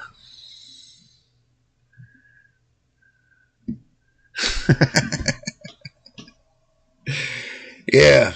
You imagine watching movies on, like, let's say, CDs that are about this big, like the big old record player, the 33 1/3 records, watching movies on those kind of, CDs kind of days. Those were nuts back then. That's when they come out with the first big movie disc. And I was like, oh my God, that was just like unbelievable. I could not believe that. That was just like too unbelievable. Having those kind of big discs. I had like maybe 12, 13 movies. Those were expensive back then. Like 50, 60 bucks for each movie. And I'm like, damn.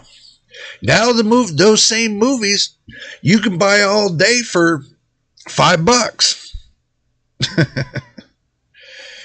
And stuff like that. I mean, but when it comes to the PC, I'm going to tell y'all,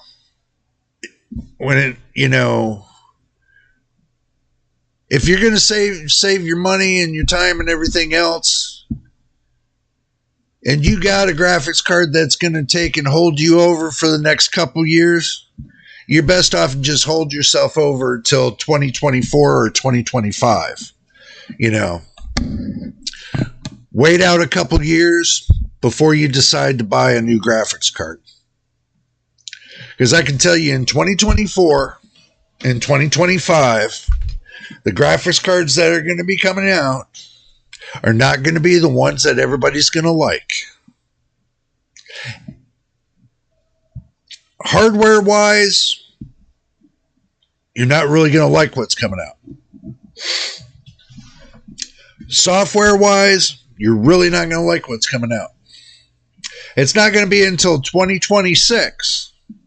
That's when the AI boom is going to take off hardcore. And then when it comes to graphics cards, they're going to implement that AI, more of that AI technology, and they're going to build it into where your graphics card is just going to go to a new, different level. So that's my thought about that. That's the reason why I future-proofed my computer till 2026. So you best to buy now. If you're going to buy, let's say if you want to stay with AMD and you want to stay with DDR4, the AM4 series, DDR4, then while the prices are low on the motherboards, on the RAM, on the processors and stuff like that, you're best to take and buy your stuff up. Buy yourself a couple computers worth. I mean, I look at it this way. The motherboard I got here was approximately about $89 for the B550 motherboard. $89 when I bought it. Processor was $140 when I bought it. The Ryzen 7 5700X. Knowing that I bought it all in one sale, and AMD gives you that discount, and then it lowers the price, so you knock a quarter more of the price off. You're best off then. So when you shop on, that's why I tell everybody, when you shop on Amazon and you have an account with Amazon and you built up your account to where, you got Prime shipping and stuff like that, and you got really good deals, they cut you a percentage off of everything you buy. And people don't know that. So when you buy things in bulk, what happens is they cut you a deal. And they cut you off a percentage. So you can constantly get yourself a deal on Amazon. I don't know about Newegg. I am not a fan of Newegg at this point. So I heard a lot of horror stories. So I'm not I might, on Graphics Card Nightmare, I might talk about them and the graphics cards that they got on there, but that's pretty much it. I really don't got much more to talk about it. One, I'm not sponsored by them, or I'm not sponsored by anybody right now. I have no sponsorship. This is all on my own. If I talk about a company and I give them a thumbs up for a good job they're doing, guess what? That's on my own to advertise that little bit of business to them, you know. But they don't pay me for that. So if everybody has the idea that these companies are paying me something, they're not paying me nothing. I have no affiliation programs with any one of those companies. I don't have none with Amazon, nothing with Newegg. I have nothing with eBay. I have nothing with Micro Center. You know, I have no affiliation programs whatsoever. And as far as AMD, NVIDIA, Intel, Asus, and all them, I have no affiliation program. They don't pay me anything for me putting that out there. And it comes to the hardware, I've been paying for it myself. Simple as that. So I just wanted to make that very clear, so that way everybody understands that I've been doing this for a year on my own. I've been making the videos. I've been trying to get the products.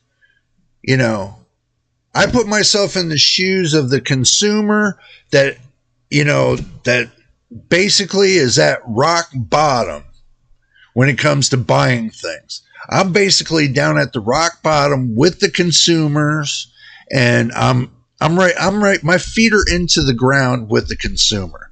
I'm not into the ground with, you know, these big corporations and everything else. That doesn't fly with me.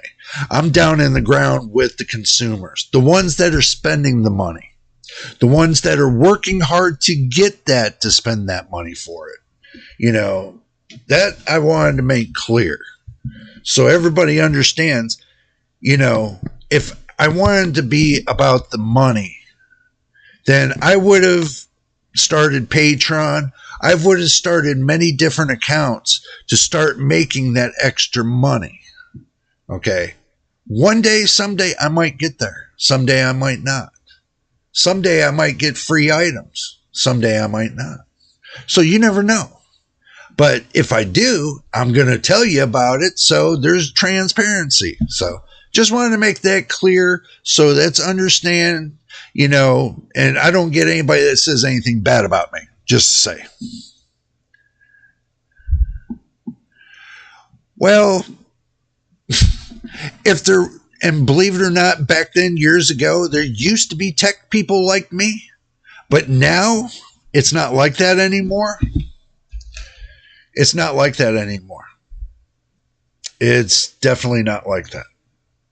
Because nobody wants to hear the truth.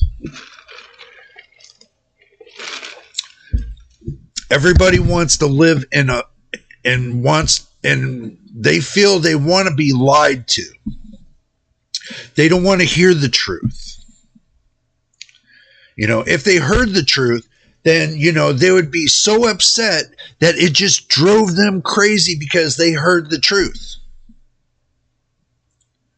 It's just like when I try to explain to everybody that, you know, everybody's telling me that AMD and NVIDIA tech isn't the same, which is true. But in the basic principle of the tech, it is the same. They both share the same basic principles of technology.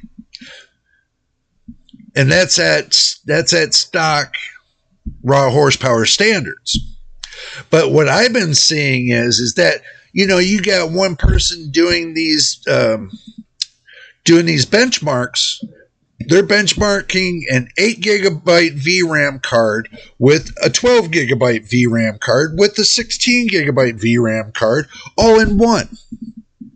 Okay, so you know, and I'm going to explain this. You know that if you do a 16 gigabyte VRAM card, that is not going to be what?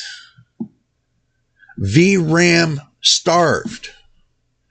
Now, when you go to benchmark that against a card that's 12 gigabytes, that's basically where it just starts, just on an edge of being VRAM starved.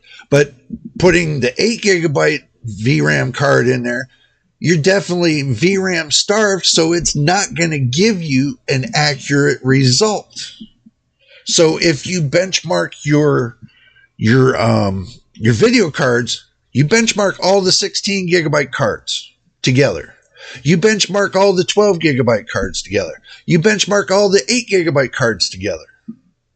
Doesn't matter if it's AMD, Intel, or NVIDIA. Doesn't matter. As long as they're the same VRAM.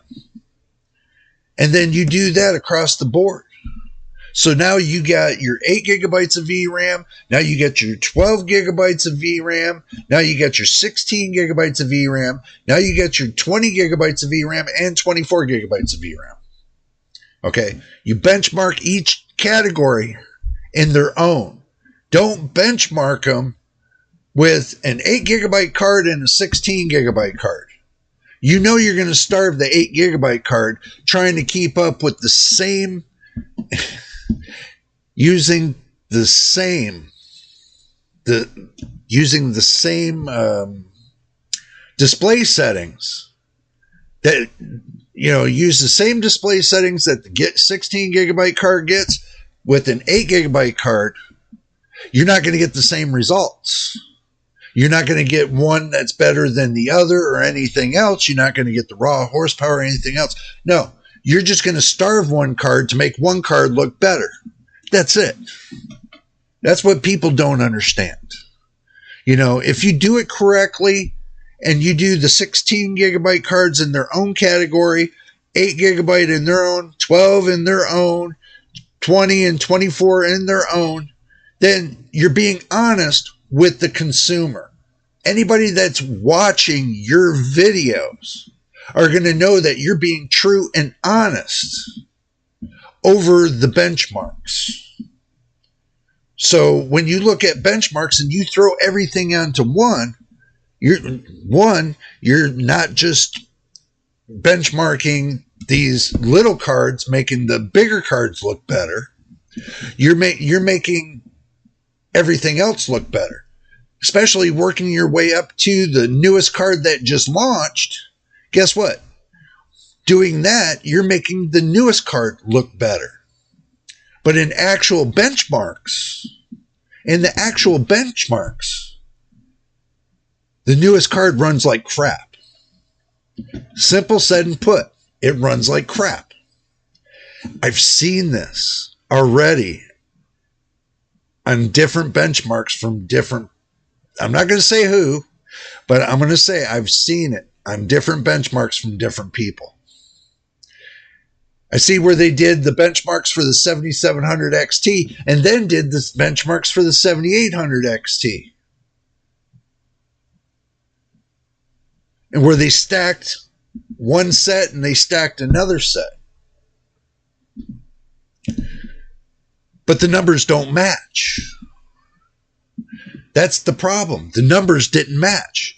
You can have the same games, same everything, but why are they got two sets of different numbers for the same games, but using the same graphics cards with two different sets of numbers? You got one set of numbers for the 7700 XT, and you got one set of numbers that are totally different with the 7800 XT. This is where I've noticed this for the last week. Ever since the launch date to now, I've been seeing this. And then all of a sudden everybody's throwing Starfield in there benchmarking, which I would never benchmark with Starfield. This is where it's really got me. Especially when, you're trying to say, oh yeah, we're going to pound on Starfield and make it run. No, you're not. You're basically, all you're doing is you're telling your internet to give me a little bit more to bring my FPS up. Do remember, when you're running your games, you're going through the internet. So you're losing FPS when you run from your computer through the internet to their servers and then back. You're losing FPS. So you're not gaining anything. You know, that's what people have to understand. These little things that add up into one big ball of wax. People don't see it. They think, oh, my game runs like crap because this and that, blah, blah, blah. No, check your internet. One, if you didn't check your internet and it's not kicking you at least at 150 megabytes on the down and at least 12 megabytes on the up, then, you know, it's not running fast enough. If you're going to run on DSL, then run on DSL. But if you're going to run on cable, run on cable. Keep that in mind. Always keep your router box in check before you go play your game. Or here's a good test for you. Go play your game on the router that's been plugged in for a week. Okay? Not unplugged or anything else to refresh it. Play it on that's been plugged in for a week. And then after that, unplug it, wait 15 seconds, plug it back in, let it refresh, and then play the game again. You'll see a little bit of a difference in the boost. So, Starfield isn't run on the client side. I thought it was single player. Really? Huh. I heard it was multiplayer. I heard they had it running off their own server. I heard differently then. I heard it was running off of their server, multiplayer.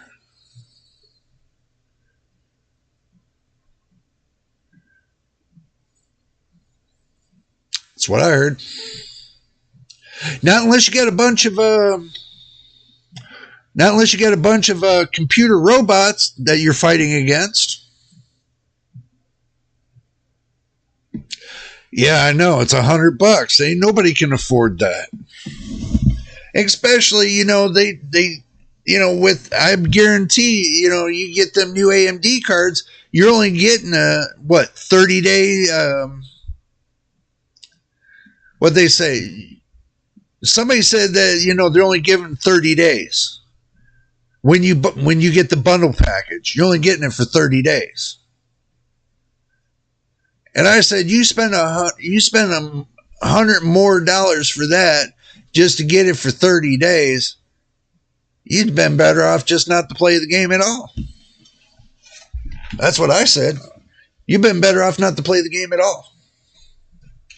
So that's exactly what I'm doing. I don't plan on, yeah, I know. I don't plan on playing Starfield anytime soon. One, they did it all wrong. They should have made it compatible with a lot of older computers. They should have did a 30-day free trial run. They should have did a free 30-day trial run. And if you like it, then you can buy it, the basics, for $50, or you can buy the advancements for $100. That's the way they should have done it. But they didn't do it that way. They're like, you either buy the whole package deal or you can't play. That's the way they did it.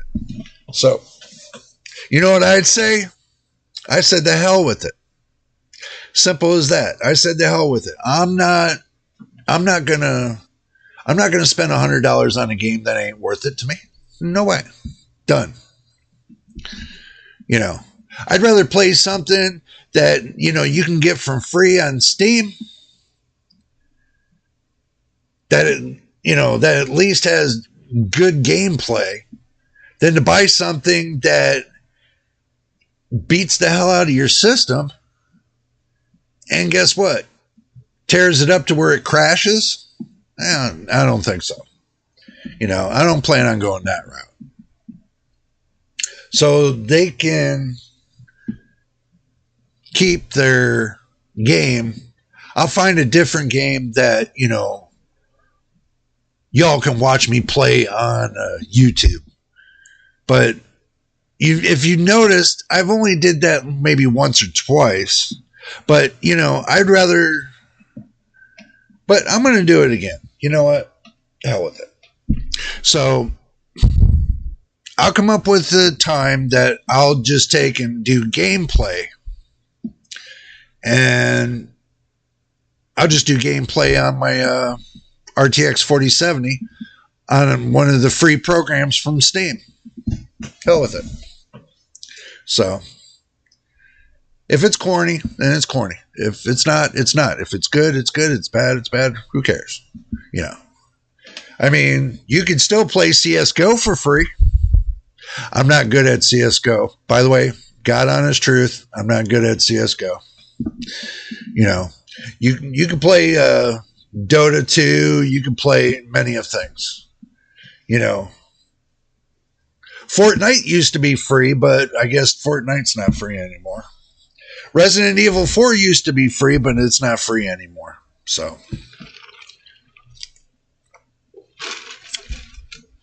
you still got to pay $50, $60 for Hogwarts. You still got to,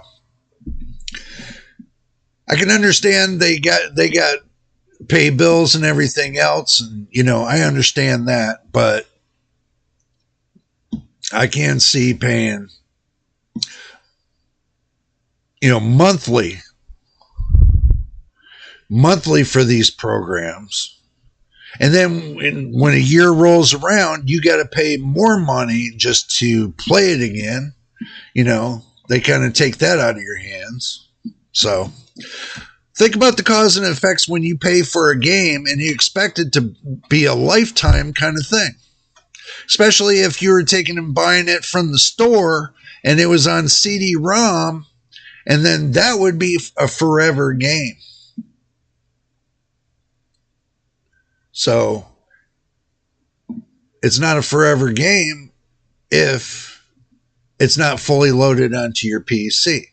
But when you play a fully loaded game, you're only playing against the computer. Now, if you're playing P2P,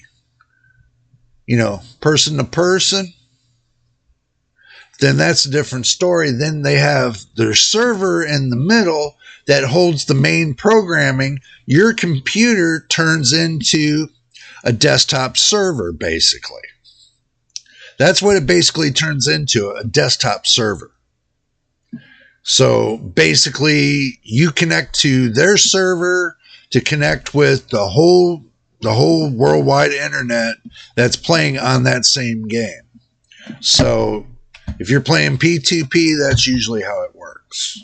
So you're only getting part of the program, and you play the rest on your. The rest is being played on their server. So,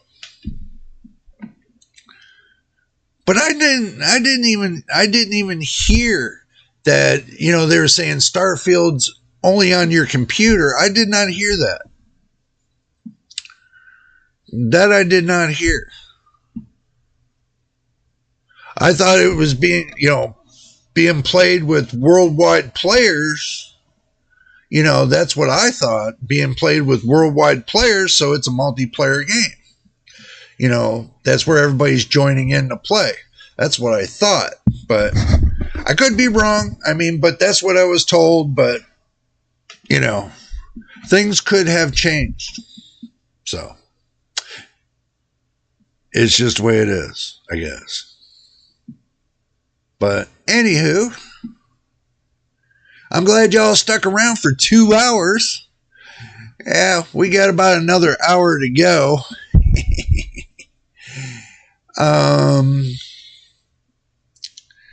But as far as everybody jumping off of the the wagon of NVIDIA.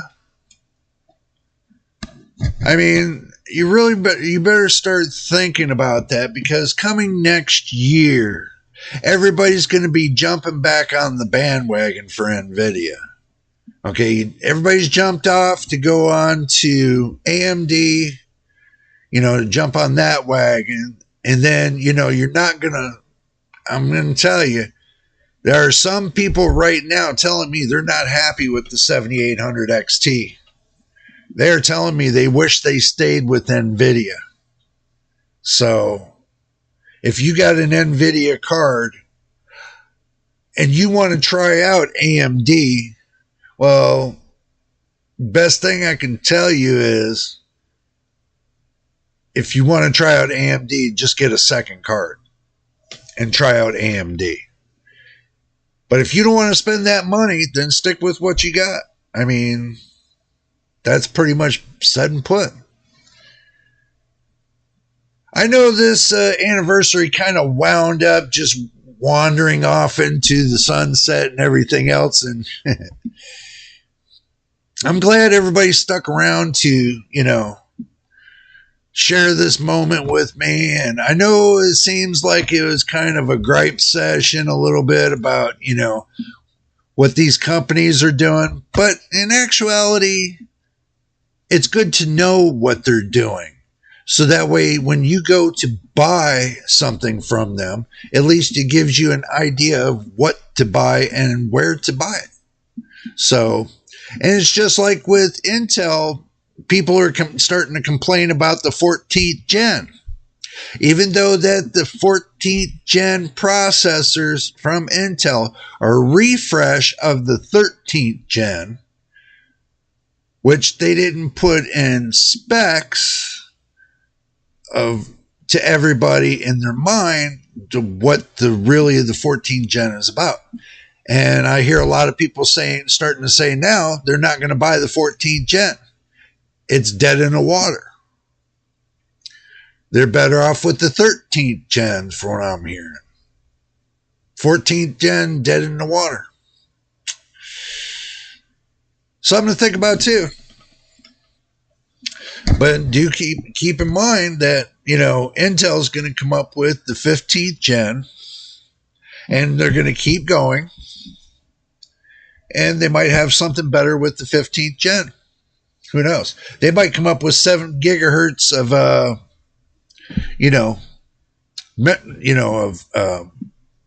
processor, space, 7 gigahertz, and come up that way. Depends on what they want to do.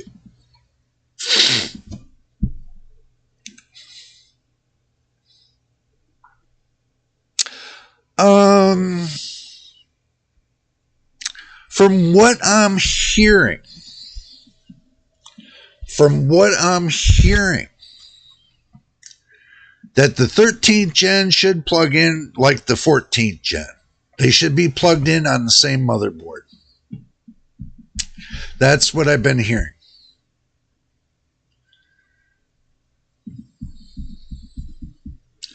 Thank you, C-Dub. Do appreciate it. Yep, we made it to the first year. We got many more years to go, believe it or not.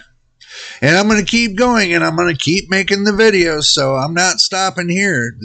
This is just the beginning. This is the first year. This is just the beginning here. Now everything just keeps going up and up and up. So, but yeah, they said the 13th gen the 14th gen should plug into the 13th gen. That's what I heard. Not unless they decided to make a different motherboard, just to let you know. But I haven't heard that. I heard that it can plug into the 13th gen. That's what I heard. So,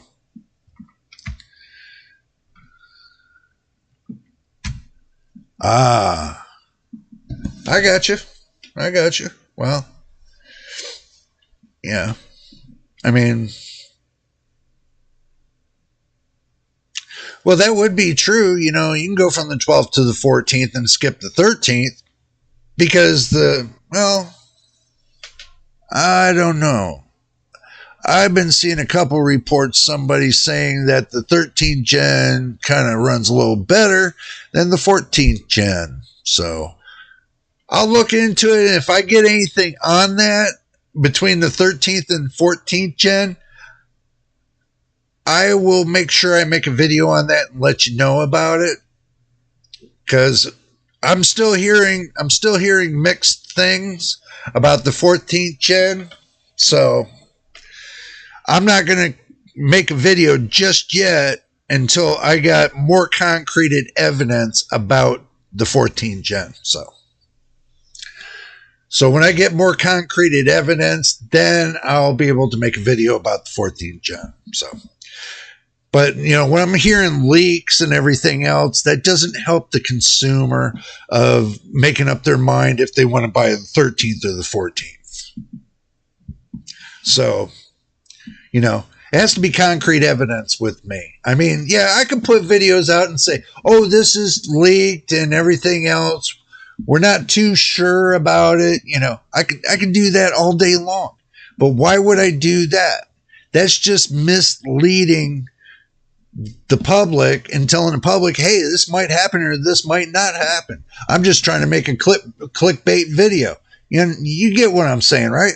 I don't really like doing too much of these leaks, is because everybody kind of takes it as like they're a clickbait video. And trust me, I ain't getting paid on this, and it ain't clickbait. So that's what I tell everybody. I'm not getting paid on the video, so it's not clickbait. If I was getting paid on the video, then yeah, it would be clickbait. So that's the difference between the two. You know, it's either you get paid or you don't get paid. I mean, you know, come on.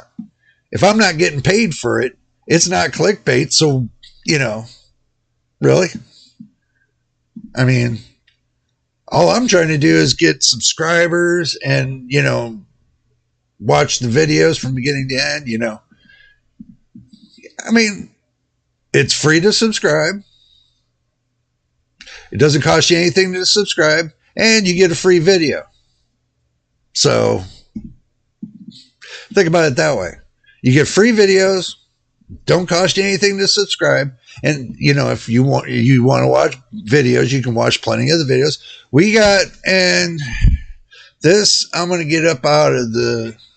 I'm going to tell you all about this really quick. So, you know, we were sitting at this. Okay, let's see. View channel. Okay. Yep, it's showing the live and everything else. Okay, now, this video today is it's 350th video. This is my 350th video today to the channel for 1 year, 350 videos. So that is close to one video a day. Not bad. So we have 235 subscribers. 235 subscribers. Very nice. And also, too, we have, let's see, let's put this lifetime.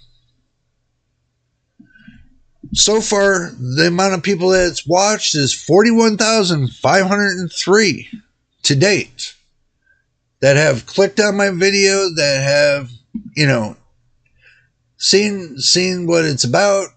Also, too, the amount of watch time, we're at 2,400 watch hours. Just to let you know that too. So,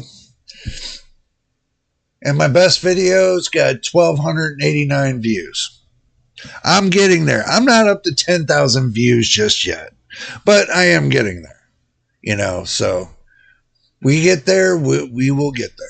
So I'm a patient man, and I'm going to keep working towards the goals and keep going on, and you know how it rolls. Currently building a PC in the Silverstone SG13 with an OG An OG NVIDIA Titan. Titans are not bad. Titans are not bad, C-Dub. Just let you know that. And a Ryzen 1700X. I've got a Ryzen 5600 and a Titan X Pascal in my main PC. But I needed something portable.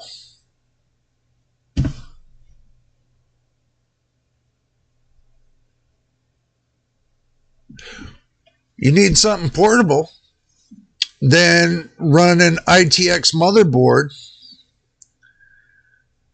and you can get a really, really small case and run an ITX case and run a 5600 with your Titan.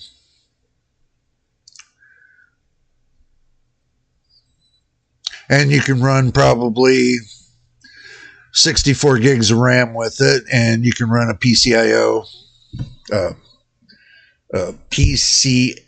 PCIe 4.0 X4.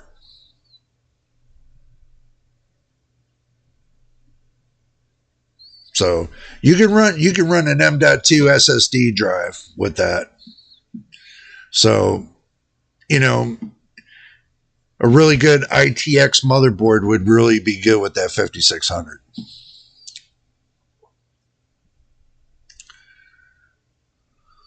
So, but in 1700X is not bad, but you know, if you got the 5600, you're best, because 5600 Zen 3. Look at it that way. You got what, the Ryzen 1700, if I remember, Zen 1 or Zen 2 or Zen 1 Plus or something like that, Zen 2. But, you know, you got the 5600, which is Zen 3. That's got 32 megs of cache on it, you know. I mean, L3 cache, that is. And with the Pascal, that would be a really good thing with an ITX motherboard, you know.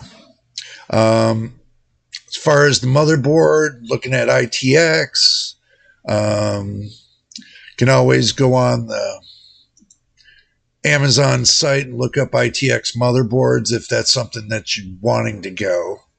So, you know, we can always slide there really quick, you know, go like this, and then go Amazon.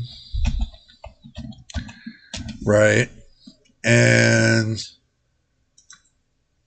can always go Amazon, look up ITX,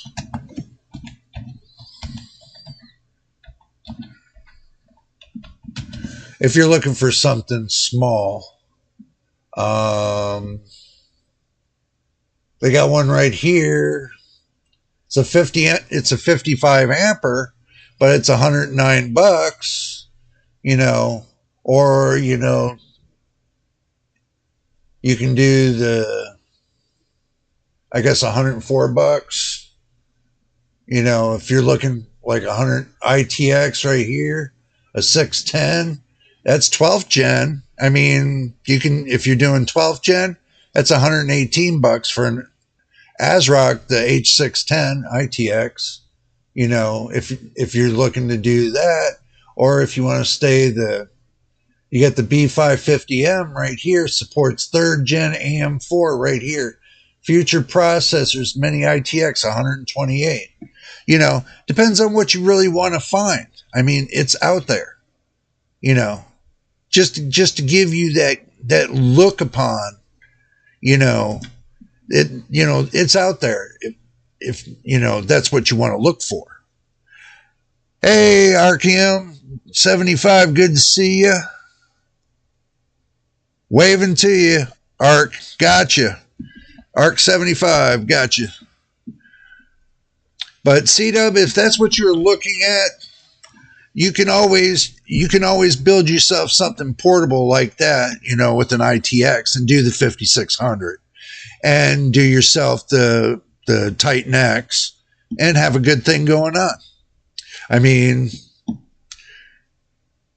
I think they would run great together, Just my opinion. So, but if that's what you're looking for, then, you know, that you can do.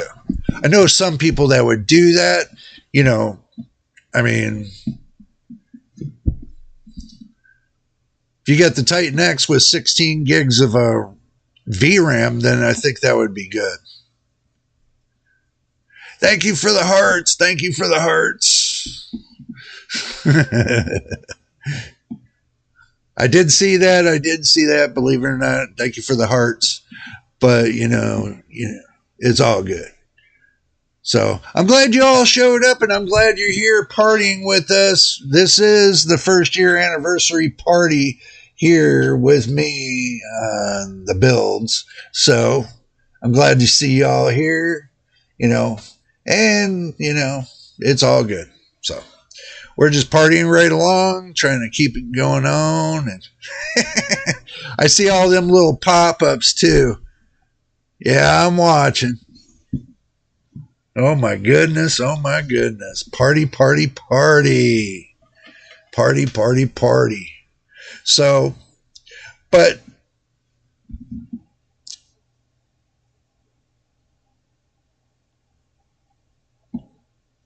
oh, okay. Okay, well, I'll explain this again. If you were going to build yourself a mini computer, okay, if you're going to build yourself a mini computer, think about an ITX motherboard. Think about plugging it in with 64 gigs of RAM. You know, if you're going to do Zen 3, you can plug it in with 64 gigs of DDR4. You can plug that 5600 in that, and then you can use that Titan X with all that.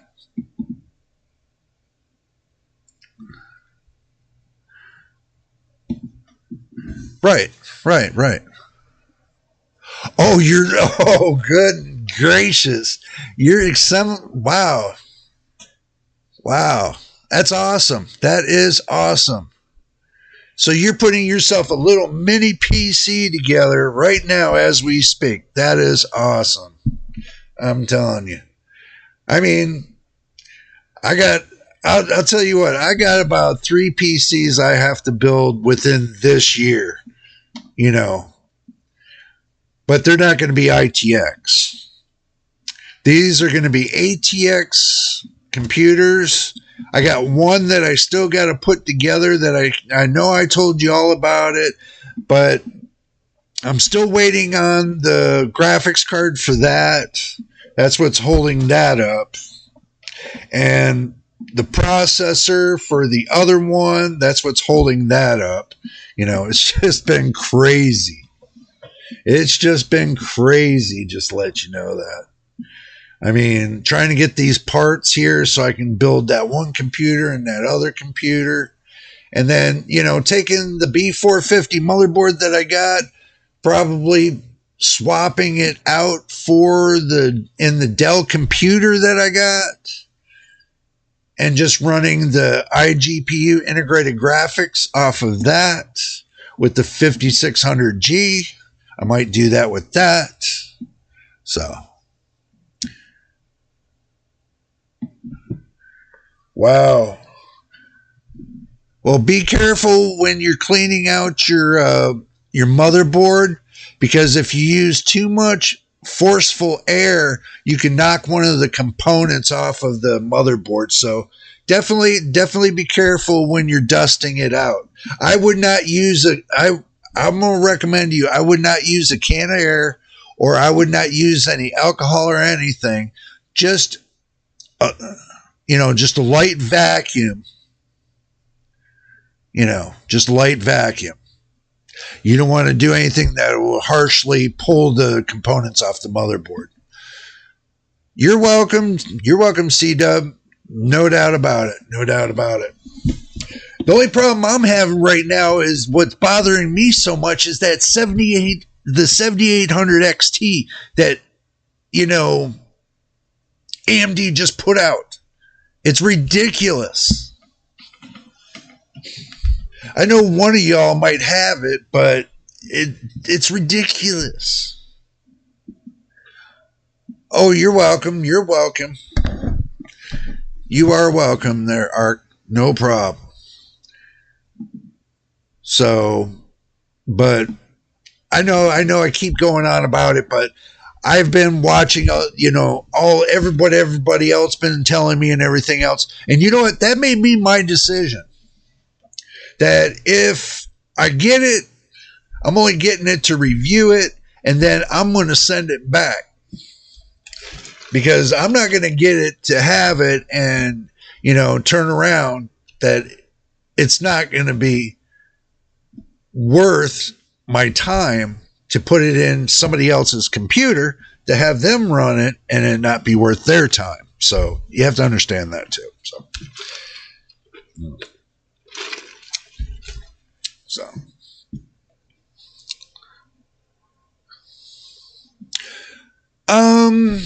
we're pretty much hanging out. Right now we're pretty much hanging out. We're doing it right here live. We're doing it here live. Boom, we're sitting here, we're talking about computers, we're talking about, pretty much anything going on right now. That's pretty much what we're doing. We're pretty much hanging out, talking about a couple things, as far as like something special.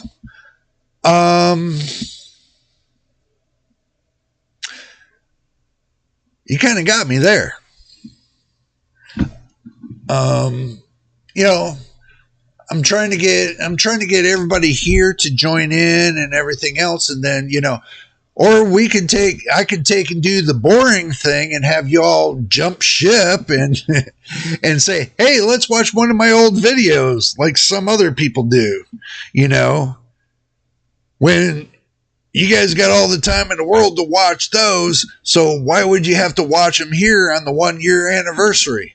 I'd rather chat, have a good time, talk about PCs, your builds, whatever you guys want to talk about. You know what I'm saying? So, like I really want to start getting everybody to send in their photos of their PCs and put your name down there, who you are, of course. But I want to be able to showcase at least one video a month on y'all's builds that you send in, the pictures for, so that way, we can have a little bit more going on there, So want to be able to do that in the future. So this way, you guys can showcase your builds, monthly. Well, if you go to the homepage of JJ's PC Builds, you go to the About section, and in the About section, it says it has business email. You can click on the button that says business email, and my email pops up. But make sure you're subscribed when you do it. That's the catch. So it's there. You can email me at any time. The email's been there for a whole year, ever since I first started the channel. It's right there. So if you got a build you want to showcase on the channel,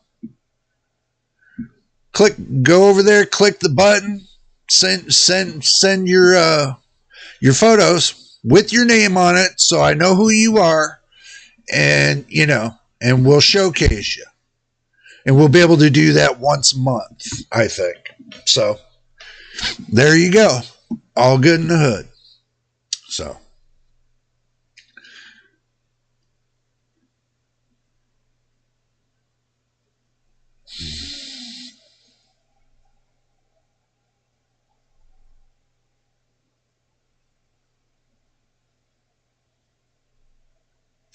what have I done for a living?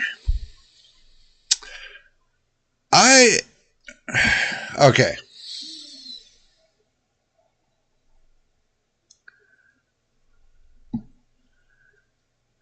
What have I historically done for a living? Since I've been 10 years old, I have worked in the restaurant industry for 35 plus years. I've managed, I've done it all. Now, when it comes to computers, for the same amount of years, I've built my own computers, I've done my own training and everything else. And I did that on the side as a second little job that I had on the side.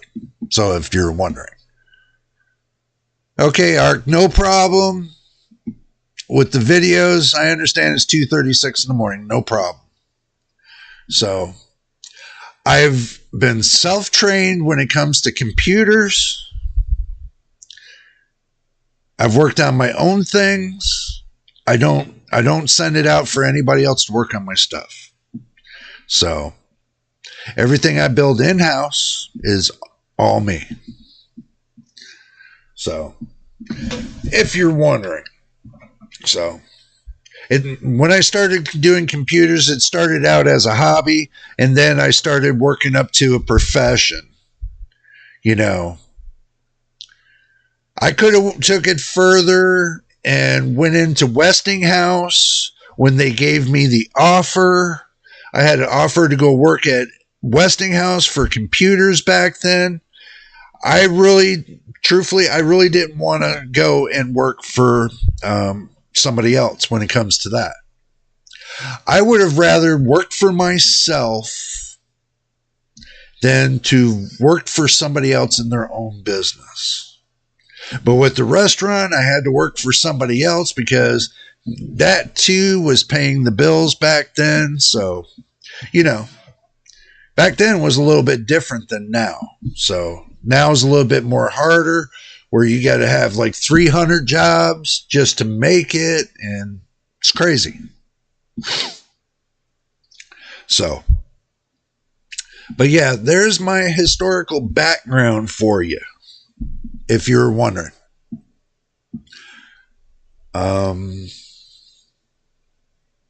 Also too, I hear some things about the 50 series coming out also too with NVIDIA.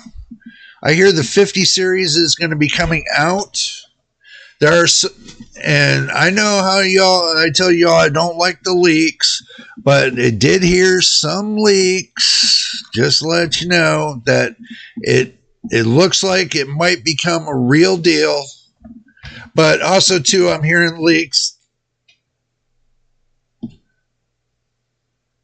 Yeah, I've done quite a bit. I've done quite a bit in my lifetime. I mean, now I'm just doing YouTube. This is what I'm doing. YouTube, full time. Now I've broke away from all that. You know, when I started doing YouTube a year ago, I wanted to bring some of my knowledge and learning to YouTube. I didn't want to bring, myths and, other things that are just, people saying, well, you can't really do it this way. You can't really do it that way. Yeah. I've heard many things of you can't do this, you can't do this, you can't do this when it comes to a PC. But I hate to tell you, I've done it and it works. So you can't tell me it doesn't work. That's basically, you have to prove it basically in this kind of business, unless you can prove somebody wrong. They're in their mind, they're always going to think they're right compared to you. But I keep telling them, well, until you've tried it, don't knock it.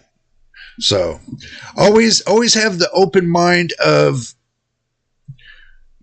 trying it first. And if it works for you, then go with it. And if it runs better than you think it does, then go with it.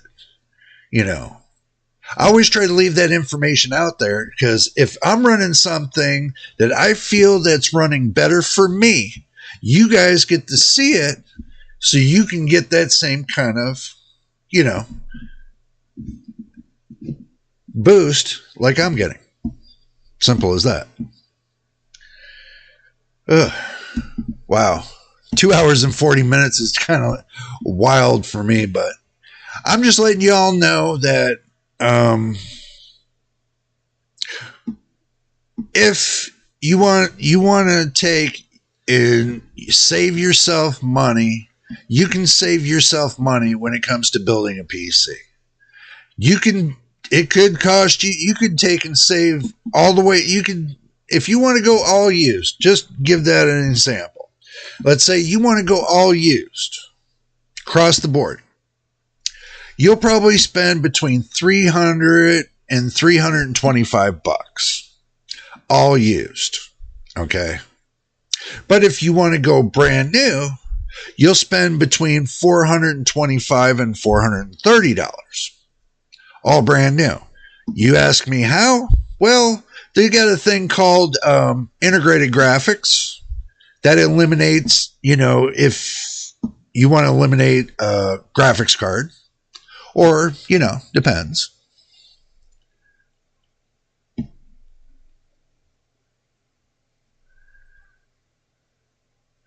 Right.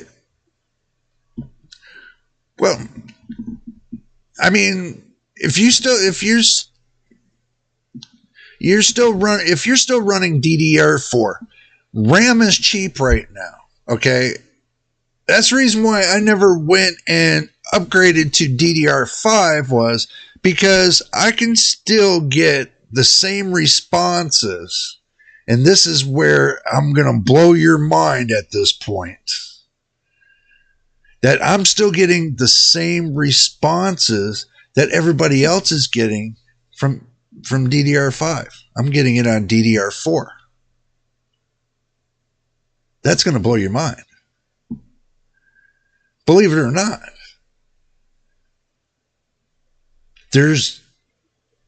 In the architecture, they might look like a difference, but in the general purpose of the components on the motherboard, the general purpose, the only thing you're changing is the frequency. It still runs the same in the general purpose. So everybody going up and going up is only because you're changing the frequencies. It's not because you're changing the horsepower. The horsepower stays the same. You're just changing the frequency. That's all you're doing. That's what blows everybody's mind. Right. Well, you keep that in mind when you do purchase. There are still now DDR4, AM4 on AMD's side, the AM4 motherboards and all that is already seasoned.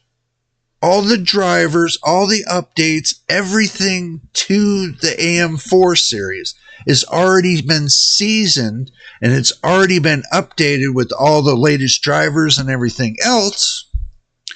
So basically, it's already been tested. It's already been, everybody's runs it. You have to understand, everybody runs it, tested, and everything else. AM4 is pre-tested, already ready to go for you. So, but with AM5 and all the testing and everything else, it's not perfected. Do remember, it's not even a year old yet. So it might be a little over, but it might be under. But the thing is, to me, you got something that's been proven that works for the last 9-10 years.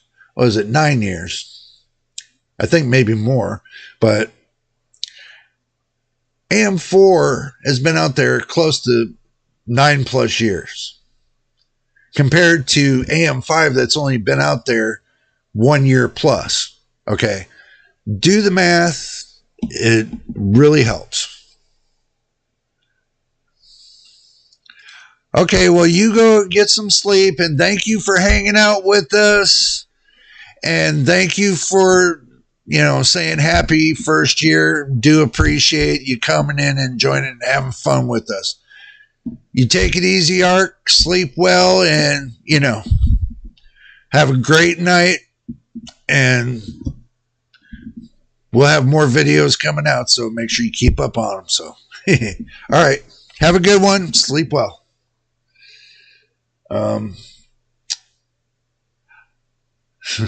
Thank you. I've seen all those little pop-ups. Thank you. Appreciate it.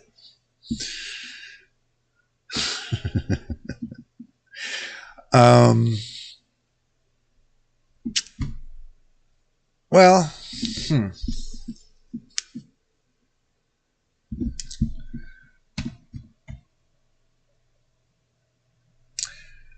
kind of lost my thought there for a minute. I'm glad y'all stuck around and hung out with us and have a good time. I'm going to wind it down a little bit. In about 14 minutes, I'm going to wind it down, and we're going to take and call it 3 hours good here on the 1 year anniversary video for you all. Kind of after a while, you get kind of talked out with your voice and stuff like that, But back to the 50 series NVIDIA is going to come out with. The scary part of it is that everybody thinks that they're going to raise the prices even higher this time. That's the scariest part that they're looking at. And this is what I've been hearing a lot from a lot of these manufacturers. I'm always hearing price to price. Everybody talking about price to price. Well, thank you, Dakota. Thank you. Appreciate it. I tried to do my best to make it, just opened up like you all are at home and just enjoying yourself right here. You know what I'm saying? Just having a good time. We're all sitting there chit-chatting, just having, a blast. So I'm glad you enjoyed the stream. But,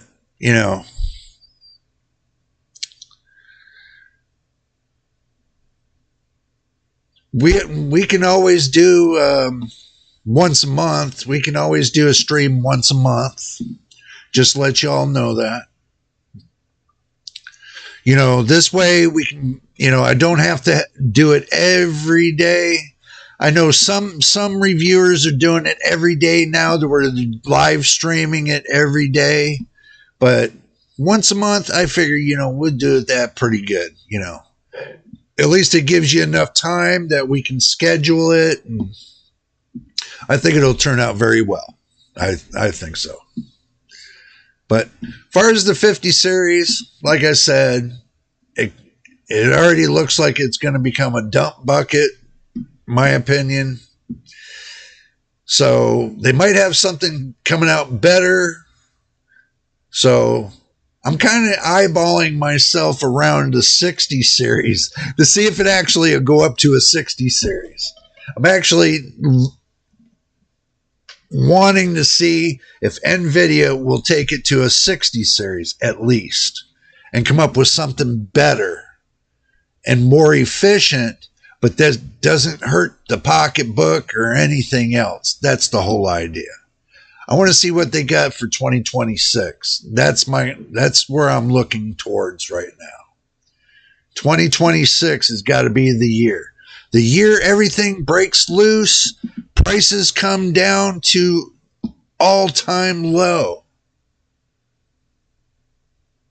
All-time low at 2025, 2026, somewhere in there. Prices come down to an all-time low.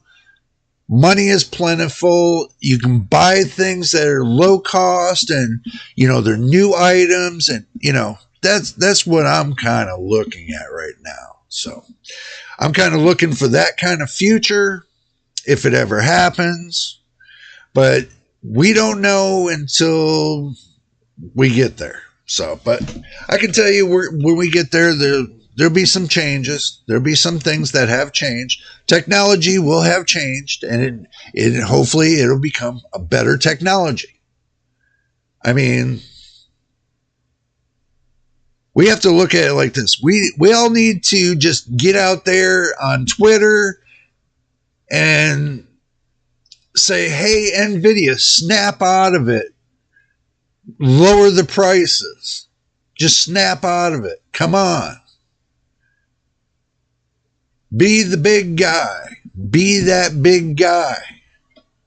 Lower the prices a little bit. Make it affordable for everybody. Even though you're getting shafted by China, tell them, hey, they need to lower their prices over there to make the graphics card more accessible over here for everybody to buy. NVIDIA needs to put their foot on, TSMC and say, look, you need to lower your prices. You need to find a solution to it. You need to get them prices down. Put a foot on their neck and say, hey, my consumers mean more than anything at this point. Or maybe if they can't bring the price down, you can run to Samsung and say, hey, Samsung, you give me a lower price, then we'll make some deals. You see my point? It's not hard to fix the problem. The problem is that when they overseas, they're jacking up the prices and making it harder. It's not just making it harder on the company. It's making it harder on the consumers. Remember, crap trickles downhill slowly. And that's pretty much what we're seeing. All these companies are getting their GPUs made by TSMC. The chipsets and everything else. So they're jacking up the prices because they're making money hand over fist instead of saying, you know what, you're robbing my consumers. Your parts don't cost that much, and you're not paying your people that kind of dollars to be charging, these companies here that kind of dollars. So lower your prices. We all need to get our foot out there and just put a foot out there on Twitter and say, hey, look, NVIDIA, lower your prices. I'm not saying boycott. I'm saying just say, hey, lower your prices.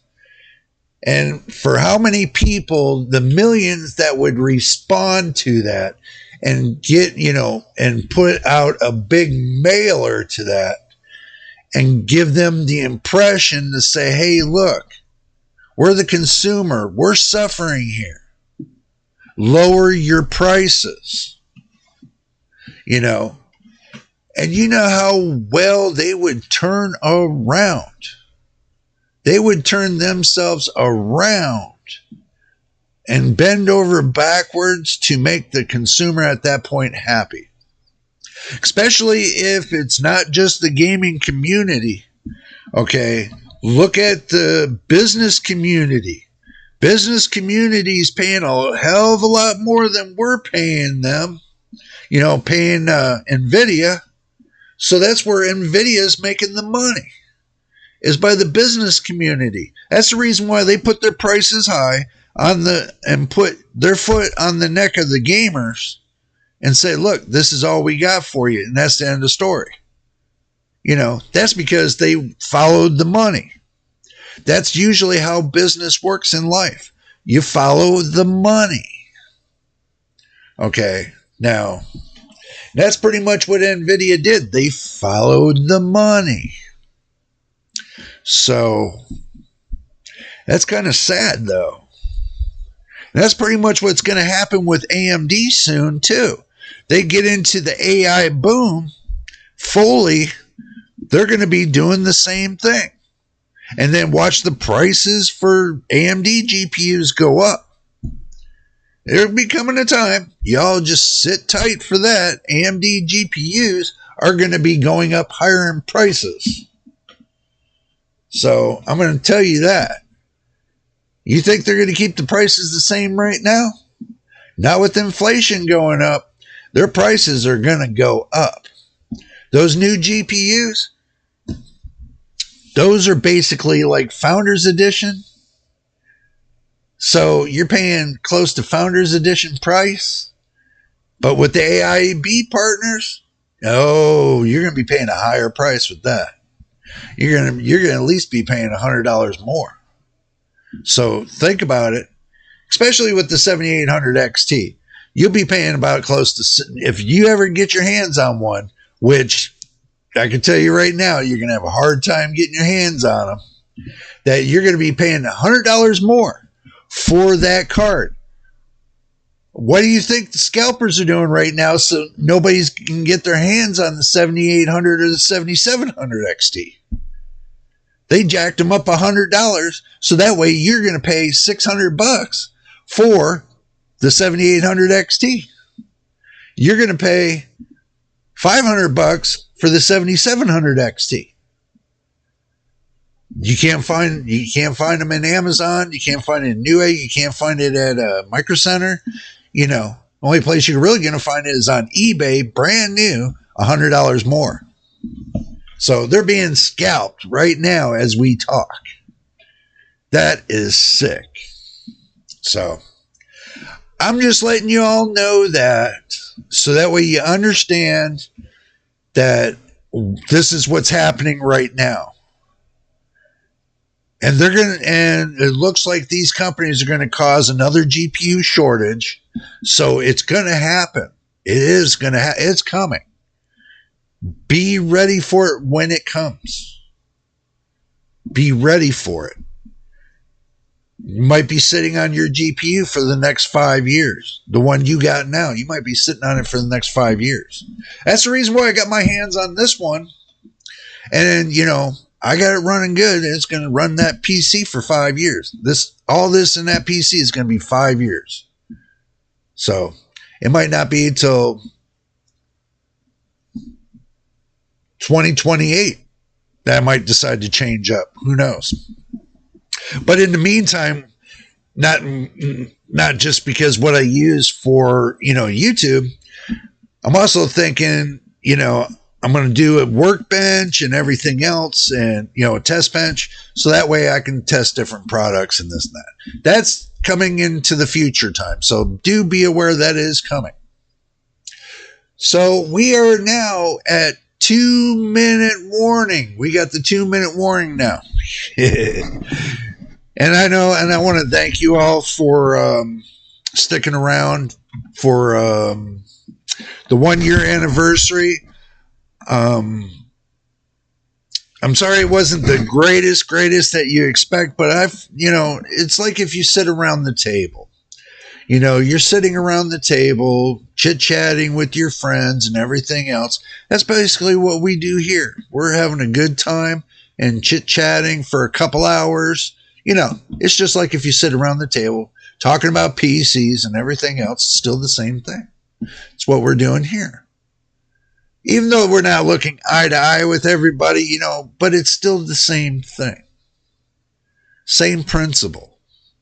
And yeah, I will work on seeing about the Discord. I will check that out and see what we can do on Discord. So I'll probably get a Discord started and, you know, and I'll let you all know when I got it all up and running and everything else. So that way, you know, you can go over there, chit chat on Discord as well. So we will work on that as well. So, but anyway, I'm glad you all stayed around and it's been a blast. It's been a blast for 3 hours. I've had fun. I've had a great time here with y'all, enjoying the live stream. So, but don't forget, if this is your first time watching the video, make sure you subscribe. And also, too, if you've already subscribed, which we got a couple new subscribers, welcome to the family. Welcome to JJ's PC Builds. And also, too, my veteran subscribers, much love to you for watching the videos from beginning to end and helping support the channel. We do much appreciate it. And you too, Dakota, you have a good night as well. And everybody, you have an awesome night. Until the next time, and I mean the next time in the next video. This is JJ on JJ's PC Built. We will, and I know we will see you on the next one. Good night, everybody. Have a nice night, and thank you again. And thank you for sticking around for the 1 year anniversary.